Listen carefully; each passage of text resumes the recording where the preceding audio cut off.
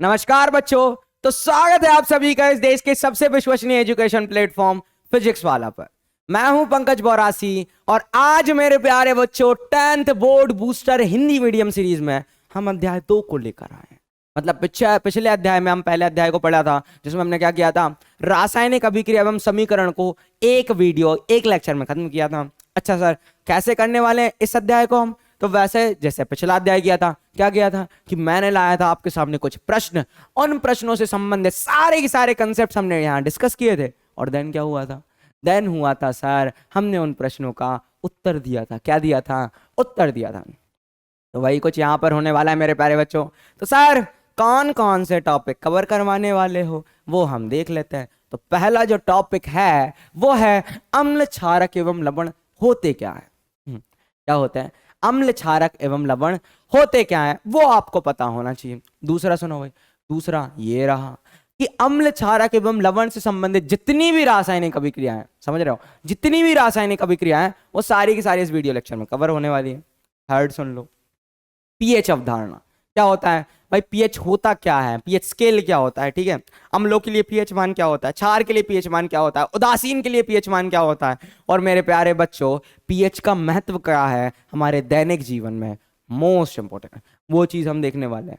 और fourth most important कि कुछ रासायनिक यौगिक है ना आपके इस अध्याय में दिए हुए हैं, आपकी इस पाठ्य पुस्तक के अध्याय में दिए हुए हैं, ठीक है, दूसरे अध्याय में दिए हुए हैं। और मेरे प्यारे बच्चों उसमें कौन कौन से है? सोडियम हाइड्रोक्साइड, ब्लीचिंग पाउडर, धावन सोडा, बेकिंग सोडा, अगर मैं बात करूं प्लास्टर ऑफ पेरिस, इन सभी के बनाने की विधियां है ना, इनके उपयोग, इन सभी को हम क्या करने वाले हैं? कवर करने वाले। क्या करने वाले हैं मेरे प्यारे बच्चों? कवर करने वाले हैं, ठीक है। तो यही एक तरीके से आपके है ना एग्जाम का सिलेबस है और इसी के बेसिस पर हम पूरा की पूरा है ना ये लेक्चर, मतलब मजा ही आने वाला है तुम लोगों को, ठीक है। तो चलो सर, पहला प्रश्न बता दीजिए, पहला प्रश्न बता दीजिए, ठीक है। हाँ भाई, तो पहला प्रश्न जो है वो है कि अम्ल एवं क्षार क्या है, उदाहरण सहित समझाइए। अम्ल एवं क्षार क्या है भाई, उदाहरण सहित समझाइए। तो देखो क्या होता था कि रासायनिक गुणों के आधार पर है ना मैं यौगिकों को 3 कैटेगरी में विभाजित करता था या वर्गीकृत करता था, ठीक है। कौन कौन सी 3 कैटेगरीज थी, 3 श्रेणियां कौन कौन सी थी? पहला क्या था? अम्ल, क्षार या लवण, है ना। अम्ल, क्षार या लवण। और पिछली कक्षाओं में तुम क्या करते थे? तुम ऐसा बोलते थे, अम्ल स्वाद में खट्टे होते, क्षार स्वाद में कसैले या कड़वे होते, है ना। तो इस तरीके की चीज है ना। अब एक बात बताओ, कि सारे के सारे अम्लों को तुम टेस्ट कर सकते हो, उनका स्वाद ले सकते हो क्या? नहीं सर, पॉसिबल ही नहीं है। अच्छा, ऐसा तो कर सको कि भाई किसी ने संतरा लेकर आएगा, ले भाई संतरा लेके आ रहा, हाँ भाई खाया, खट्टा है भाई साहब, अम्ल है। क्या है? अम्ल है। किसी ने नींबू लेकर आया, भाई कोई तूफान नहीं करने चाहता था कि इसको नींबू चखाता हूँ, तो उसने नींबू चखा, ठीक है, वो क्या है? तुमने देखा भाई खट्टा है, अम्ल है। फिर किसी ने क्या किया? किसी ने लैक्टिक एसिड, मतलब अगर हम बात करें, देखो नींबू और संतरे में क्या होता है? साइट्रिक अम्ल होता है या सिट्रिक अम्ल होता है। अब तुम्हारे सामने किसने लिया है? दही लिया है किसी ने, ठीक है, दही उठाया, दही चक्कर देगा, सर ये खट्टा है, तो मतलब ये अम्ल है। क्या है? अम्ल है। यहां तक तो कहानी ठीक चल रही थी। अब देखो दही में कौन सा अम्ल होता है? लैक्टिक अम्ल होता है। अब कोई आ गया भाई, है ना, कोई तूफान नहीं करने आएगा, उसने ले आया कंसंट्रेटेड सल्फ्यूरिक अम्ल, ठीक है, सांद्र सल्फ्यूरिक अम्ल, तो उसको चखना पॉसिबल है क्या? नहीं। और धोखे से अगर चख लिया तो खत्म खत्म से जिंदगी लगने लगेगी मेरे बच्चों की। तो भाई क्या करे सर कि हमें ये इस चीज की सूचना मिल जाए कि कोई पदार्थ अम्लीय है या क्षारीय, किस प्रकार हमें पता चलेगा? तो बेटा क्या होता है, कुछ होते हैं सूचक। क्या होता है? सूचक। सूचक मतलब इंडिकेटर, है ना, वही कि जो लेफ्ट का देकर, कई लोग ऐसे होते हैं ना जो लेफ्ट का देकर राइट को मुड़ जाते हैं, ठीक है, समझ रहे हो ना। तो बस वही है कि मेरे प्यारे बच्चों हमारे पास भी कोई सूचक रहेगा। क्या रहेगा? सूचक रहेगा जो मुझे ये इंफॉर्मेशन देगा कि कोई चीज अम्लीय है या क्षारीय प्रकृति, कोई चीज अम्लीय है या क्षारीय प्रकृति की। और उसी में एक सूचक का टाइप है, वो है मेरे प्यारे बच्चों लिटमस। क्या है? लिटमस, ठीक है। तो एक लिटमस पत्र होता है। क्या होता है? लिटमस पत्र होता है। क्या बात है, लिटमस पत्र होता है। अब वो क्या करता है, सुनो क्या होता है। ये 2 तरीके का होता है। कितने तरीके का होता है मेरे प्यारे बच्चों? 2 तरीके का होता है। पहला सुन लो, तो लिटमस पत्र है वो 2 तरीके का है। पहला कौन सा है भाई? पहला है लाल। कौन सा है? लाल, मेरे लाल।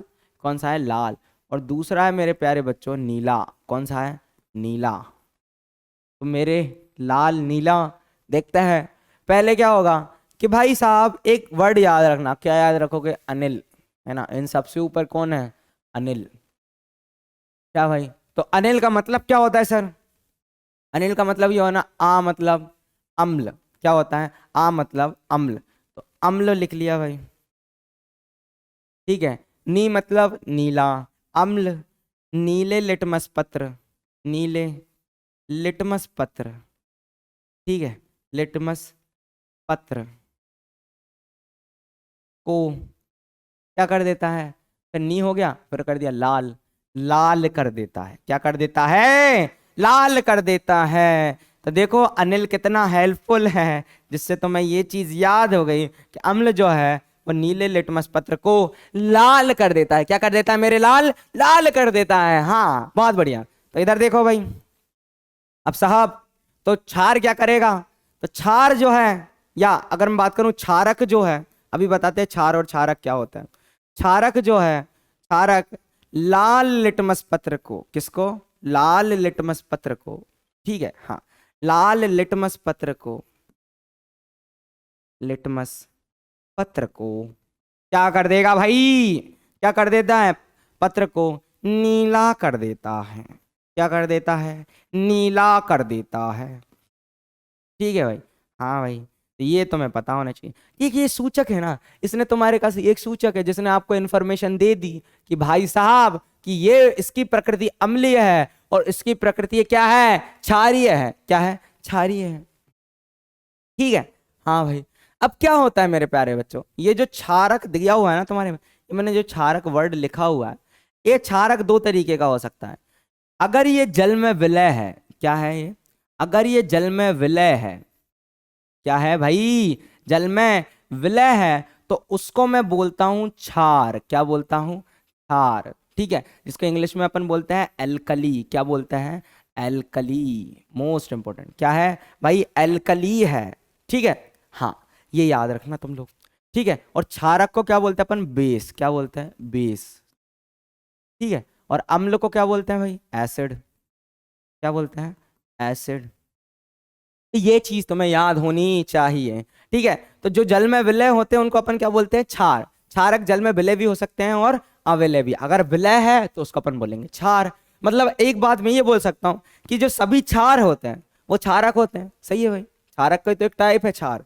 मैं ऐसा एक चीज लिख सकता हूं कि सभी सभी क्षार क्षारक होते हैं। सभी क्षार क्षारक होते हैं। Very good. बट एक बात बताओ, क्या सभी क्षारक क्षार हो सकते हैं क्या? हाँ, परंतु परंतु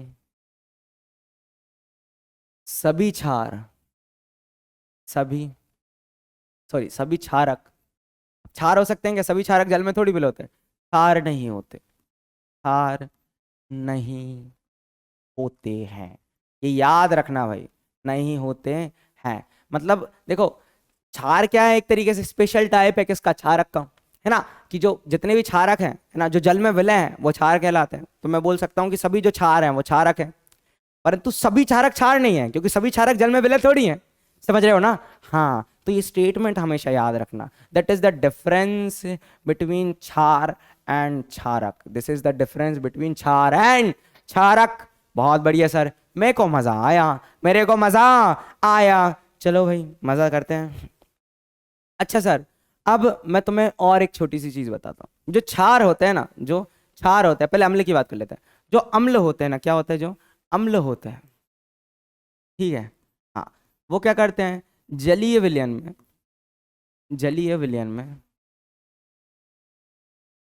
जलीय विलयन में या तो H प्लस या H3O पॉजिटिव, है ना, H प्लस आयन या H3O पॉजिटिव आयन उत्पन्न करते हैं। क्या करते हैं? उत्पन्न करते हैं, ठीक है भाई। हाँ, H प्लस आयन या बोल सकते हो H3O पॉजिटिव आयन क्या करते हैं? उत्पन्न करते हैं। उनको अपन क्या बोलते हैं? अम्ल बोलते हैं। कैसे सर, समझाइए। देखो जैसे मेरे प्यारे बच्चों, मेरे पास था HCl। क्या था? HCl। इसको अपन वो बोलता हूँ हाइड्रोक्लोरिक अम्ल। कौन सा अम्ल बोलता हूँ? हाइड्रोक्लोरिक। कौन सा अम्ल? हाइड्रोक्लोरिक अम्ल, ठीक है। हाँ भाई, जैसे इसको तुम पानी में डालोगे ये क्या बनाएगा, ये बनाएगा H+ और क्या बनाएगा Cl-, क्या बनाएगा H+ और क्या बनाएगा Cl-। तो मेरे प्यारे बच्चों ये क्या हुआ, एक तरीके से अम्ल हुआ। क्या हुआ, अम्ल हुआ। एक और सुनो, मान लो मेरे पास होता H2SO4, क्या होता भाई H2SO4। तो जैसे ही तुमने जल में डाला, कहाँ डाला, जल में डाला भाई, हवा में नहीं, जल में। तो जैसे ही तुमने जल में डाला तो ये क्या बनाएगा 2H+ और SO4-2, SO4-2। तो देखो ये भी क्या अम्ल है, इसको मैं बोलता हूं सल्फ्यूरिक अम्ल। कौन सा अम्ल बोलता हूं, सल्फ्यूरिक अम्ल, मोस्ट इंपॉर्टेंट। क्या बात है भाई, सल्फ्यूरिक अम्ल। अच्छा मेरे प्यारे बच्चों, इसी को अपन अम्लों का राजा भी बोलते हैं। मैं ये भी बता देता हूँ कौन सा ये भी एक अम्लों का राजा है। क्या है भाई, अम्लों का राजा है, अम्लों का राजा है। The king of acid is sulphuric अम्ल, सल्फ्यूरिक एसिड। तो मेरे प्यारे बच्चों को आने लगा, मेरे प्यारे बच्चों को आने लगा। तो जो H+ आयन या H3O पॉजिटिव आयन वाला, जो H3O पॉजिटिव आयन है इसको मैं बोलता हूँ हाइड्रोनियम आयन। कौन सा आयन बोलता हूँ, हाइड्रोनियम आयन, ठीक है। हाँ भाई, हाइड्रोनियम आयन। ये बनता कैसे है वो मैं तुम्हें दिखाता हूँ। क्या हुआ कि H+ बना ना, ये H+ बना कहाँ बताओ, सर जल में बना। तो ये H+ क्या करता है, ये H+ जो जल उपस्थित होता है ना, ठीक है, जो H+ जो होता है, जो जल है जो उपस्थित है H2O, क्योंकि जलीय विलयन ही है, वो क्या करेगा, देखो H और H मिलकर क्या बना देंगे, 2H और ये एक H, कितने हो जाएंगे 3। मैं लिख देता हूँ 3। और एक ऑक्सीजन है, एक ऑक्सीजन, और बताओ एक पॉजिटिव है, मैंने लिख दिया पॉजिटिव। तो मेरे प्यारे बच्चों ये जो है ना, ये जो चीज तुम देख रहे हो, ये जो चीज देख रहे हो, ये कैसे बना, इस तरीके से। तो H+ इस तरीके से भी रह सकता है और इस तरीके से भी रह सकता है, बट स्टाइल मारने के लिए मेरे प्यारे बच्चों H3O पॉजिटिव लिख देना, जो क्या होता है मेरे प्यारे बच्चों, हाइड्रोनियम आयन। क्या होता है, हाइड्रोनियम आयन। तो अम्ल वह है जो अपने है ना कौन से विलयन में, जलीय विलयन में H+ आयन उत्पन्न करते हैं। क्या करते हैं, H+ आयन उत्पन्न करते हैं। क्षार क्या होते हैं, क्षार जो होंगे बेटा वो OH- आयन उत्पन्न करेंगे। कौन से आयन उत्पन्न करेंगे, OH- आयन उत्पन्न करेंगे, ठीक है, उत्पन्न करते हैं। ठीक है, इनके एग्जाम्पल अभी देखते हैं अपन, ठीक है। हाँ, तो OH- आयन क्या करते हैं, उत्पन्न करते हैं। ठीक है भाई, तो सर एक प्रॉपर डेफिनेशन बता दो, है ना, एक प्रॉपर डेफिनेशन बता दो, देख लेते हैं भाई। अम्ल वह रासायनिक यौगिक है जो अपने जलीय विलयन में, है ना, किसमें, जलीय विलयन में H+ आयन उत्पन्न करता है, अम्ल कहते हैं। अम्ल स्वाद में कैसा होता है, खट्टा होता है। कैसा होता है भाई, खट्टा होता है, मोस्ट इंपॉर्टेंट, ठीक है। हाँ भाई, अगला देखते हैं भाई। अब क्या होता है ना, स्रोतों के आधार पर, है ना, स्रोतों के आधार पर मैं अम्ल को, है ना, इनके उदाहरण पढ़ना अपने को, तो अम्ल को है ना मैं दो, है ना, श्रेणियों में वर्गीकृत करता हूं। पहला जो अम्ल है वो क्या होता है, कार्बनिक अम्ल, और दूसरा जो अम्ल है वो होता है मेरे प्यारे बच्चों खनिज अम्ल। क्या होता है, खनिज अम्ल, ठीक है। तो कार्बनिक अम्ल ज्यादातर अपन है ना लिविंग सोर्सेस, है ना, ज्यादातर लिविंग सोर्सेस हम प्राप्त करते हैं, ठीक है। हाँ, तो और एक बात याद रखना, है ना, ऑर्गेनिक सोर्सेस से भी तुम बोल सकते हो कि प्राप्त करते हैं। अब वो कौन कौन से हो चीजें होती है, ठीक है, वो देखो। पहली बात, प्राकृतिक स्रोत कौन कौन से है, प्रकृति से प्राप्त कर रहे हैं, तो प्राकृतिक स्रोत कौन कौन से हैं, वो कैसा है, कौन सा है भाई, वो है पहली बात तो सिरका। कौन सा है, सिरका। सिरका को तुम एक तरीके से, तुमने विनेगर सुना होगा, है ना, तो विनेगर में कौन सी चीज प्रेजेंट होती है मेरे प्यारे बच्चों, एसिटिक अम्ल। कौन सा अम्ल होता है, एसिटिक अम्ल। और याद रखना इसका जो सूत्र होता है वो क्या होता है, CH3COOH। क्या होता है भाई, CH3COOH। और एक बात याद रखना, इसको जब तोड़ोगे ना, अम्ल है ना ये, तो क्या बनेगा, CH3COO- और H+। क्या बनेगा, H+। याद रखना, this is the formula of acetic acid, this is the formula of acetic acid. और इसको मैं बोलता हूं एसिटेट आयन। कौन सा आयन बोलता हूं, देखो एसिटेट आयन बना ना, और ये तो तुम्हें पता है H+ आयन है, हाइड्रोजन आयन है, ठीक है। हाँ भाई, ये चीज और याद रखनी। एक और मोस्ट इंपॉर्टेंट चीज तुम थोड़ी सी और याद रखो ध्यान से प्यारे बच्चों, है ना, संतरे के अंदर कौन सा अम्ल होता है, संतरे के अंदर होता है सिट्रिक अम्ल। कौन सा अम्ल होता है, सिट्रिक अम्ल। फिर इमली के अंदर कौन सा अम्ल होता है, तो याद रखना मेरे प्यारे बच्चों, टार्टरिक अम्ल होता है। कौन सा अम्ल होता है, टार्टरिक अम्ल होता है। और टमाटर के अंदर कौन सा होता है, ऑक्जेलिक अम्ल होता है ना। यहाँ कंफ्यूज होता है बच्चे, पर तुम्हें पता होना चाहिए कि टमाटर के अंदर कौन सा अम्ल होता है, ऑक्जेलिक अम्ल होता है। कौन सा होता है, ऑक्जेलिक अम्ल होता है। अगला सुनो, फिर मेरे प्यारे बच्चों खट्टा दूध मतलब दही, है ना, तो दही के अंदर मैंने बताया था भी कौन सा होता है, लैक्टिक अम्ल। कौन सा होता है, लैक्टिक अम्ल होता है। वही बात करूं किसकी, नींबू की, नींबू के अंदर भी साइट्रिक अम्ल होता है ना। और चींटी का डंक होता है, मतलब चींटी कभी काटने लगती है ना, तो क्या होने लगती है, काट लेती है ना जब, तो चींटी जब काट लेती है, तुम ऐसे करके ऐसे करते हो भाई ना, तो जब ऐसे करते हो तो बताओ क्या होती है, जलन होती है। तो उसका डंक में भी एक अम्ल होता है, उसके एक डंक में भी क्या होता है, एक अम्ल होता है मेरे प्यारे बच्चों। और वहां पर अगर मैं बात करूं, वो अम्ल जो है वो कौन सा होता है, मीथेनोइक अम्ल, या जिसको तुम फार्मिक अम्ल भी कहते हो, इसको अपन फार्मिक अम्ल भी कहते हैं। तो फार्मिक अम्ल भी भाई साहब बोलते हैं, ठीक है। जिसका जो सूत्र होता है याद रखना, वो क्या होता है, वो होता है HCOOH। क्या होता है, HCOOH, मोस्ट इंपॉर्टेंट, ठीक है। तो इसका रासायनिक सूत्र ध्यान रखना मेरे प्यारे बच्चों, HCOOH, जो टूट के क्या बनाएगा, HCOO minus plus H plus, ठीक है। तो ये थोड़ी सी चीज तो मैं तुम्हें याद होनी चाहिए। और एक बात याद रखना, ये जो HCOO माइनस बना ना, इसको मैं बोलता हूँ फार्मेट आयन। कौन सा आयन बोलता हूँ, फार्मेट आयन, ठीक है। फार्मिक एसिड से निकला ना, इसलिए मैं बोलूंगा फार्मेट आयन। कौन सा आयन बोलूंगा, फार्मेट आयन। और ये एसिटिक अम्ल से निकला था, एसिटिक एसिड से निकला था, तो वो कौन सा अम्ल होगा, मतलब कौन सा आयन होगा, एसिटेट आयन। कौन सा आयन होगा, एसिटेट आयन, ठीक है। अच्छा एक बात बताता हूँ तुम्हें, ठीक है। अब अपन बात करते हैं किसकी, खनिज अम्ल की। किसकी बात करते हैं, खनिज अम्ल की। तो इसमें अगर मैं बात करूं, ठीक है, हाँ, इन्हें अकार्बनिक स्रोतों से ज्यादातर अपन प्राप्त करते हैं। जैसे सोडियम क्लोराइड हुआ, है ना, समंदर में सोडियम क्लोराइड ही है भाई, है ना, सॉल्ट ही है ना। तो सोडियम क्लोराइड जो है उससे अपन किसको प्राप्त करते हैं, उससे अपन प्राप्त करें जैसे HCl को, किसको प्राप्त करते हैं, HCl को, है ना। तो यहाँ पर जैसे कि अगर मैं बात करूं, सोडियम क्लोराइड से अपन HCl को प्राप्त करते हैं। तो जैसे कि अगर मैं बात करूं, HCl जो है, ठीक है, वो क्या बनाता है, H प्लस और Cl माइनस। तो ये कौन सा अम्ल हो गया, ये हो गया सर हाइड्रोक्लोरिक अम्ल। कौन सा अम्ल हो गया, हाइड्रोक्लोरिक अम्ल, ठीक है, हाँ भाई, हाइड्रोक्लोरिक अम्ल। और भी उदाहरण है मेरे प्यारे बच्चे, जैसे कि अगर मैं बात करूं कौन कौन से है वो, जैसे कि अगर तुम्हारे सामने आ जाए H2SO4, मैंने बताया, ठीक है, वो कौन सा होगा, ये होगा सर सल्फ्यूरिक अम्ल। कौन सा अम्ल होगा, सल्फ्यूरिक अम्ल। ये एक तरीके से क्या है, मिनरल एसिड्स हैं, ये एक तरीके से क्या है, खनिज अम्ल है। बहुत बढ़िया भाई। जैसे अगर मैं बात करूं फॉस्फोरिक अम्ल, जैसे H3PO4, ये कौन सा है, ये फास्फोरिक अम्ल है।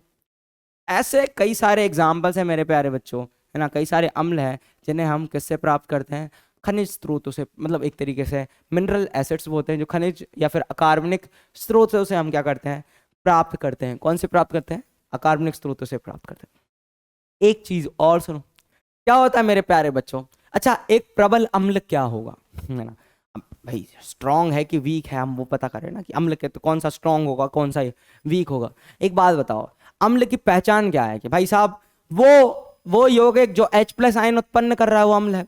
और जो जितना ज्यादा अमाउंट में, जितना ज्यादा मतलब मात्रा में अगर H प्लस आयन उत्पन्न कर रहा है, वो प्रबल अम्ल होगा, है ना। मतलब जो H प्लस आयन ज्यादा अमाउंट में उत्पन्न करता है वो क्या होता है, प्रबल अम्ल होता है। और जो कम अमाउंट में उत्पन्न करता है वो क्या होगा, दुर्बल अम्ल। तो जितने भी मेरे प्यारे बच्चों कार्बनिक अम्ल होते हैं वो कैसे होते हैं, ये दुर्बल अम्ल होते हैं। क्या होते हैं, दुर्बल अम्ल होते हैं। क्यों होते हैं, क्योंकि ये इतनी मात्रा में है ना H प्लस आयन उत्पन्न नहीं कर पाते, वीक एसिड्स होते हैं।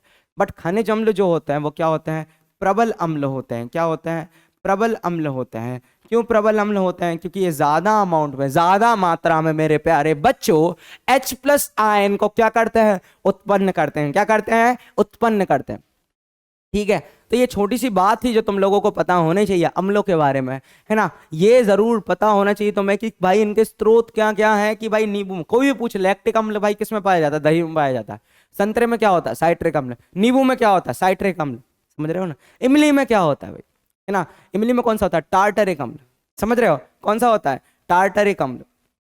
हाँ, टमाटर में क्या होता है, ऑक्जेलिक अम्ल। चींटी के डंक में क्या होता है भाई, भाई फार्मिक अम्ल या फिर मीथेनोइक अम्ल, ठीक है। यहाँ पे भी कंफ्यूज होता है, फार्मिक अम्ल भी बोल सकते हो, मीथेनोइक अम्ल भी बोल सकते हो, मर्जी तुम्हारी, ठीक है। नाइट्रल का डंक में क्या होता है भाई, उसमें भी फार्मिक या मीथेनोइक अम्ल। तो ये सारे के सारे स्रोत है ना, और सारे के सारे मेरे प्यारे बच्चों अम्लों के बारे में तुम लोगों को पता होना चाहिए। बहुत बढ़िया भाई। देखो भाई, अब अगले बात करते हैं अपन क्षार की। किसकी बात करते हैं, क्षार की, कि क्षार के एग्जाम्पल्स भी अपने को देखना है, ठीक है। तो भाई क्षार क्या होते हैं, जैसा मैंने बताया था, जल में घुलनशील जो क्षारक होते हैं उनको क्षार कहते हैं। क्षार स्वाद में क्या होते हैं, कड़वे होते हैं। और जल में OH माइनस आयन उत्पन्न करते हैं। कौन से उत्पन्न करते हैं, OH माइनस आयन उत्पन्न करते हैं। देख लो भाई, जैसे कि मेरे प्यारे बच्चों, अगर मैं बात करूं, मेरे पास क्या आ गया, NaOH। क्या आ गया, NaOH। तो NaOH को जैसे ही तुम पानी में डालोगे क्या बनाएगा, Na पॉजिटिव और OH नेगेटिव। Na पॉजिटिव और OH नेगेटिव, ठीक है। हाँ भाई, इसको मैं बोलता हूँ सोडियम हाइड्रोक्साइड। क्या बोलता हूँ, सोडियम हाइड्रोक्साइड। सर ये ऐसा होता क्यों है कि भाई जो माध्यम है वो क्षारीय हो जाता है, मतलब हमें और फील चाहिए। तो देखो मेरे प्यारे बच्चों, मैं एक छोटी सी चीज़ तुम्हें समझाता हूँ कि मान लो तुम्हारे पास एक कंटेनर है। क्या है, कंटेनर है, ठीक है, और इसमें तुमने पानी भर के रखा है। क्या भर के रखा है, पानी, ठीक है। अब पानी तुमने भरा, अब मुझे एक बात बताओ, पानी के मैं मान लेता हूँ है ना, बहुत सारे मॉलिक्यूल्स होंगे, मतलब करोड़ों अरबों में होंगे, मतलब बहुत ही ज्यादा है ना, तो बहुत सारा मॉलिक्यूल्स होंगे। मेरे पास मान लो मेरे पास 7H2O है। कितना H2O है, 7H2O। अपन सिर्फ 7 ही H2O समझते हैं, सिर्फ 7। तो बताओ 7H2O को, H2O को तुम कैसे लिख सकते हो, ऐसे लिख सकते हो, H और OH माइनस, H प्लस और OH माइनस। यहाँ तुम देखोगे H प्लस और OH माइनस इक्वल है, तो कितने H प्लस बनेंगे मेरे प्यारे बच्चों, सर 7H प्लस बनेंगे और 7 OH माइनस बनेंगे। अभी इतना समझो, ठीक है। हाँ, वैसे प्योर जल में कभी आयन नहीं होता, कभी आयन उपस्थित नहीं होता, बट मैं फिर भी तुम्हें बताने की कोशिश कर रहा हूँ, समझने की कोशिश करो। जितने H प्लस है उतने OH माइनस है। अब सर इसमें क्या हुआ, ये उदासीन है। क्या है, उदासीन, ना जो अम्ल है ना क्षार है, ये क्या है, उदासीन है। क्या है, उदासीन।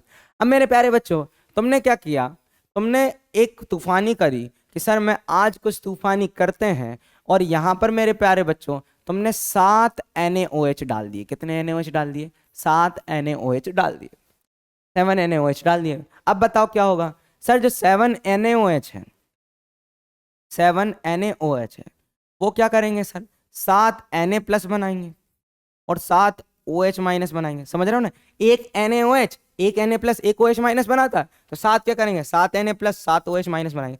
सोचो अब OH माइनस कितने हो गए सर, अब जो OH माइनस है, अब जो OH माइनस है वो कितने हो चुके हैं, वो हो चुके हैं सर 14, 14 OH माइनस हो चुके। कितने हो चुके, 14 OH माइनस हो चुके हैं, ठीक है भाई, 14 OH माइनस हो। H प्लस कितने, H प्लस अभी भी 7 ही है ना। तो बताओ किसका सांद्रता बढ़ी, किसका कंसंट्रेशन बढ़ा, किसकी मात्रा बढ़ी, सर OH माइनस की। यही कारण है कि ये जो विलयन होगा ये किस प्रकृति का होगा, ये प्रकृति होगी इसकी क्षारीय। क्या होगी, क्षारीय। समझ पा रहे हो। वैसे अगर मैं 7 HCl के डाल देता, किसके डाल देता, HCl के डाल देता, तो मेरे प्यारे बच्चों 7 HCl 7H प्लस और 7Cl माइनस देता, तो वहां पे H प्लस की सांद्रता बढ़ जाती और OH की क्या हो जाती, कम। OH के आयनों की मात्रा क्या हो जाती, कम, है ना, उनके नंबर्स क्या हो जाते, कम, और वो अम्लीय प्रकृति का हो जाता। क्या हो जाता, अम्लीय प्रकृति का हो जाता। सोच पा रहे हो, समझ पा रहे हो। तो ऐसा बेटा कुछ होता। ये जो OH माइनस आयन है इसको मैं बोलता हूँ हाइड्रोक्साइड आयन। कौन सा बोलता हूँ, हाइड्रोक्साइड आयन। और ये जल में विलय होकर क्या बनाते हैं, हाइड्रोक्साइड आयन बनाते हैं भाई, ठीक है। एक और समझो कि मेरे पास क्या है भाई, कैल्शियम हाइड्रोक्साइड है। क्या है, कैल्शियम हाइड्रोक्साइड। जैसे ही तुम पानी में डालोगे क्या बनेगा, CaOH, है ना, Ca के ऊपर +2 और OH के ऊपर, ठीक है, OH के ऊपर ना, हाँ -1, 2 OH आ जाएंगे। क्या आ जाएंगे, 2 OH आ जाएंगे भाई,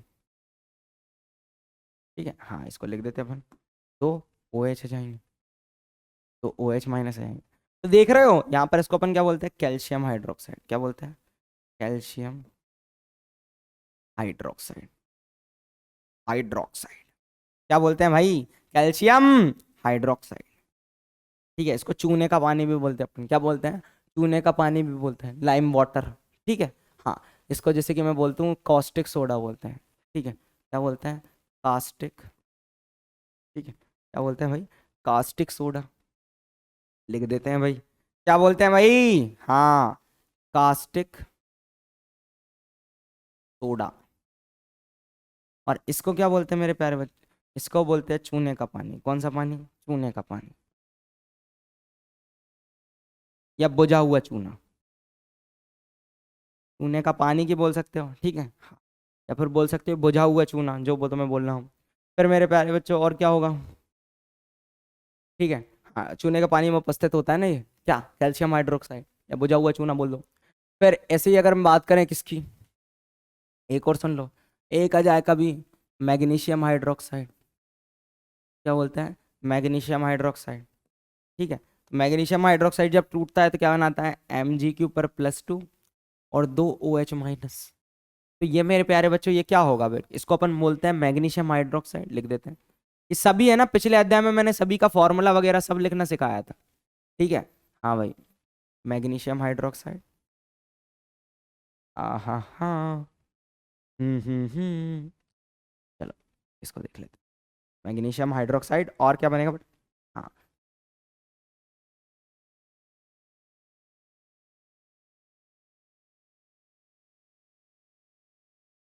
ना ना ना ना ना, हाँ, ठीक है, हाइड्रोक्साइड।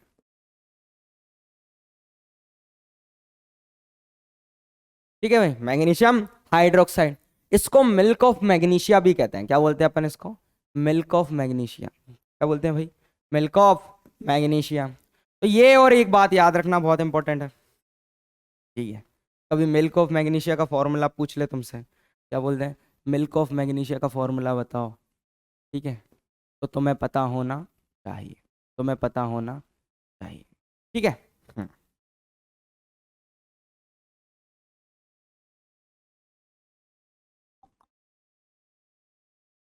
हाँ भाई,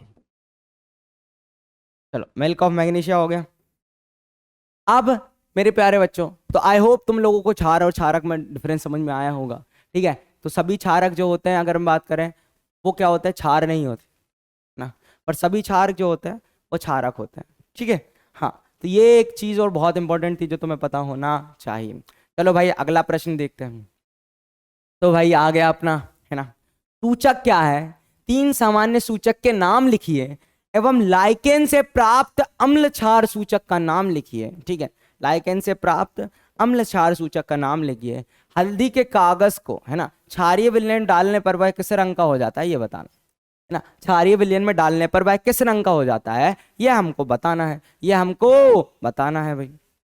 चलो सुनो भाई, क्या होता है सूचक, क्या होता है, देखो, सूचक बेसिकली है ना इंडिकेटर है जो हमें सूचना देगा कि भाई अम्लीय प्रकृति है या क्षारीय प्रकृति है, माध्यम कौन सा है, अम्लीय है या क्षारीय है। तो बेटा वो कैसे देता है बच्चों, कैसे देता है वो क्या करेगा, या तो अपनी गंध या अपने रंग में परिवर्तन ले आएगा, या तो अपनी गंध और या तो अपने रंग में परिवर्तन ले आएगा। अच्छा, तो सर रंग में कैसे परिवर्तन लाएगा, गंध में कैसे परिवर्तन लाएगा, देखते हैं। देखो, तो सूचक क्या है भाई साहब, सूचक एक डाई है जो अम्लीय और क्षारीय माध्यम में रंग या गंध, समझना है ना, रंग या गंध को बदलता है। जब इसे हम अम्ल और क्षार में डालते हैं तो ये रंग या गंध बदलकर हमें यह बताता है कि पदार्थ अम्ल है या क्षार, पदार्थ अम्ल है या क्षार। ठीक है, चलिए सर देख लेते हैं। तो चलो भाई सूचक के अब एग्जाम्पल्स की बारी है, तो देखो इसको भी अपन बहुत डिटेल में पढ़ेंगे। तो देखो सूचक जो है, ठीक है, सूचक जो है, ठीक है, हाँ, इसको अपन इंग्लिश में क्या बोलते हैं, इंडिकेटर। ठीक है, हाँ भाई, क्या बोलते हैं, इंडिकेटर। अब जो सूचक जो है मेरे प्यारे बच्चों, इसको मैं दो कैटेगरी में डिवाइड करता हूँ। पहला कौन सा होता है, पहला होते हैं प्राकृतिक सूचक। कौन से सूचक होते हैं, प्राकृतिक सूचक, नेचुरल सूचक। ठीक है, अब प्राकृतिक सूचक भी है ना, देखो कौन कौन से होंगे मैं बताता हूँ, एग्जाम्पल सुनो। देखो पहला अगर हम बात करें अपन, सबसे पहला लिटमस की, किसकी बात करते हैं, लिटमस की। ठीक है, लिटमस अपन पढ़कर आ गए हैं भाई, कौन कौन से होते हैं, देखो, हाँ, वो पता होना चाहिए कि भाई नीला और लाल होता है, ठीक है, नीले को लाल कौन करता है, अम्ल करता है, और हाँ, और क्षार को, लाल को क्या करता है, नीला करता है, तो वो तुम्हें पता है। ठीक है, प्राकृतिक में लिटमस हो गया।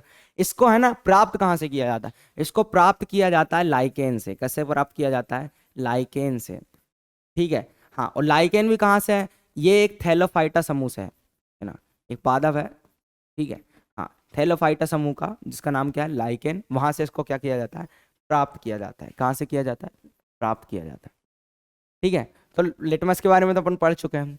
सेकंड जो है मोस्ट इंपॉर्टेंट मेरे प्यारे बच्चों, वो है हमारा क्या, वो है हमारा हल्दी। क्या है, हल्दी। ठीक है, और जो थर्ड है बहुत इंपॉर्टेंट, वो है हमारा कौन सा, वो है हमारा लाल पत्ता गोभी। क्या है, लाल पत्ता गोभी। क्या बात है। ठीक है, लाल पत्ता गोभी, ठीक है। हाँ भाई, तो लाल पत्ता गोभी, हल्दी, इनके साथ क्या होता है वो हम देखने वाले हैं। तो मेरे प्यारे बच्चों, हल्दी जो होती है, क्या होती है, जो हल्दी होती है, कभी तुमने देखा होगा कि कभी खाना खाया होगा है ना, व्हाइट ड्रेस पहनी है एकदम मजेदार, ठीक है, और तुम्हें खाना खा रहे हो और कुछ जो सब्जी है वो अपने है ना वो कपड़ों पर गिर गई है ना, और उन्हें धोने का सौभाग्य मेरे प्यारे बच्चों को मिला। तो जब है ना तुम उन्हें धो रहे होगे, तो जैसे तुम साबुन लगाते हो, क्या लगाते हो, साबुन लगाते हो, तो क्या हो जाता है वहां पे, लाल लाल हो जाता है, क्या हो जाता है, लाल हो जाता है। वो लाल क्यों हो जाता है पता है तुम्हें? क्योंकि वही है कि हल्दी तुम्हें सूचना देती है कि मेरे प्यारे बच्चों, जो तुम साबुन लगा रहे हो ना, क्या लगा रहे हो, जो तुम साबुन लगा रहे हो ना मेरे प्यारे बच्चों, वो किस प्रकृति के है, वो है क्षारीय प्रकृति के। किस प्रकृति की है, क्षारीय प्रकृति की। तो भाई साहब, जो हल्दी है, ठीक है, अगर मैं बात करूं किस माध्यम में, हल्दी जो है जो क्षारीय माध्यम में, किसमें, क्षारीय माध्यम में, ठीक है, क्षारीय माध्यम में, ठीक है, कौन सा कलर देती है, वो देती है लाल। कौन सा देती है मेरे प्यारे बच्चों, मेरे लाल। और भाई है ना, अम्लीय माध्यम में कुछ नहीं है ना, अम्लीय माध्यम में वैसा के वैसा, ठीक है, कोई परिवर्तन नहीं, कोई परिवर्तन नहीं, ठीक है। हाँ भाई, कोई परिवर्तन नहीं। अब वैसे ही अगर हम बात करें लाल पत्ता गोभी की, किसकी बात करें, लाल पत्ता गोभी की, परिवर्तन नहीं, ठीक है सर, लाल पत्ते गोभी की बात कर लेते हैं। तो लाल पत्ता गोभी कौन सी है बेटा, लाल है। कौन सी है मेरे लाल, लाल है। तो अगर लाल पत्ता गोभी क्षारीय माध्यम में किसमें कौन सी करेगी भाई, तो क्षारीय माध्यम में ये कौन सी हो जाती है, हरा। कौन सा हो जाता है, हरा। मतलब लाल जो होता है हरा हो जाता है।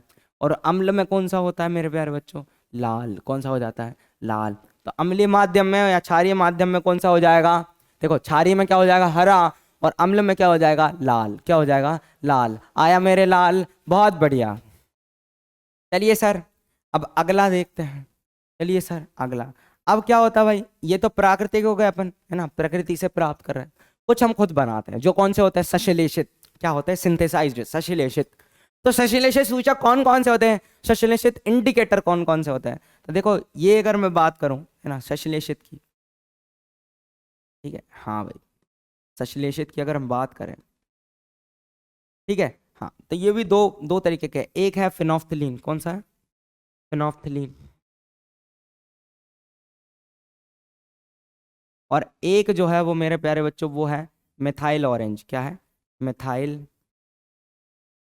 ठीक है, मिथाइल ऑरेंज, ऑरेंज। क्या बात है, अंग्रेजी बोल रहे हैं सर, मिथाइल ऑरेंज। अब फिनोफ्थिलीन क्या होता है मेरे प्यारे बच्चों, ये होता है रंगहीन। कौन सा होता है, रंगहीन। तो जैसे ही है ना तुम इसको अम्ल में डालोगे, किसमें डालोगे, अम्ल में, ये कैसा रहेगा, ये रहेगा भाई साहब रंगहीन, कोई रंग नहीं। और अगर जैसे ही तुम है ना किसमें डालोगे, क्षारीय माध्यम में लाओगे, किसमें लाओगे, क्षार में, तो ये कैसा हो जाएगा, पिंक। कैसा हो जाएगा, पिंक, मतलब गुलाबी। ए शाबाश, कौन सा हो जाएगा, गुलाबी, पिंक, ठीक है। हाँ भाई, चलो बताओ भाई किस किस का फेवरेट कलर पिंक है, ठीक है, अपने अपने कलर बताओ, ठीक है। मिथाइल ऑरेंज भाई, मिथाइल ऑरेंज में अगर हम बात करें, तो मिथाइल ऑरेंज क्या होगा भाई, अम्लीय माध्यम में कौन सा हो जाएगा, अम्लीय माध्यम में कैसा हो जाएगा, अम्लीय माध्यम में और क्षारीय माध्यम में क्या, अम्लीय में हो जाएगा लाल। कौन सा हो जाएगा, लाल। और क्षार में कैसा हो जाएगा, क्षार में हो जाएगा भाई पीला, मेरे लाल, क्या हो जाएगा, पीला। हाँ भाई, तो ये कुछ सूचक थे ना, ढेर सारे एग्जांपल्स मैंने बता दिए। तो क्या होगा भाई, सूचक क्या है भाई, जो रंग या गंध बदल ले, ठीक है। हाँ भाई, हम जब इसे अम्ल या क्षार माध्यम में डालते हैं तो रंग या गंध बदल कर हमें यह बताता है कि पदार्थ अम्लीय है या क्षारीय। और अगर मैं बात करूं, ठीक है, सूचक बता दिए, 3 सामान्य सूचक, अरे भाई बहुत सारे लिख दिए हमने तो। लाइकेन से प्राप्त अम्ल क्षार सूचक लिखिए, कौन है लाइकेन से प्राप्त, किसको करते हैं अपन भाई, लिटमस को करते हैं, पहले ही दे दिया। वो भी लाइकेन के, लाइकेन मतलब कहाँ से मिलता है, थैलोफाइटा समूह का, ठीक है। फिर हल्दी के कागज को क्षारीय विलयन में डालने पर भाई किस रंग का हो जाता है, बता दो भाई कौन सा हो जाता है ना, क्षारीय विलयन में डाल रहे हो हल्दी, तो भाई बताओ, लाल हो जाएगा। कौन सा हो जाएगा, लाल, ठीक है। हाँ मेरे प्यारे बच्चों, तो ये था, है ना, हमने इसके ऊपर बहुत डिटेल में अच्छे से पढ़ा। आई होप तुम लोगों को, मेरे प्यारे बच्चों को आया होगा। अगला प्रश्न देखते हैं भाई साहब। हाँ, एक चीज और मोस्ट इंपॉर्टेंट, क्या होता है, जो गंध बदल लेते हैं ना, जो सूचक, ठीक है, उन्हें अपन क्या बोलते हैं, गंधीय सूचक कहते हैं। तो ऐसे पदार्थ जिनकी, है ना, ऐसे पदार्थ जिनकी गंध अम्लीय या क्षारीय के माध्यम में भिन्न हो जाती है, उनको मैं क्या बोलता हूँ, गंधीय सूचक बोलता हूँ। क्या बोलता हूँ, गंधीय सूचक बोलता हूँ। ठीक है, जैसे कि प्याज की बात करें, है ना, प्याज की स्मेल चेंज हो जाती है, लौंग हुआ, स्मेल चेंज हो जाती है, तो ये क्या होता है, गंधीय सूचक है। क्या है भाई, बोलो भाई, गंधीय सूचक है। भाई साहब, भाई साहब, उदासीनीकरण अभिक्रिया आ गई। क्या आ गई, उदासीनीकरण अभिक्रिया आ गई। चलो इसको डिटेल में देखते हैं क्या होता है, सुनो।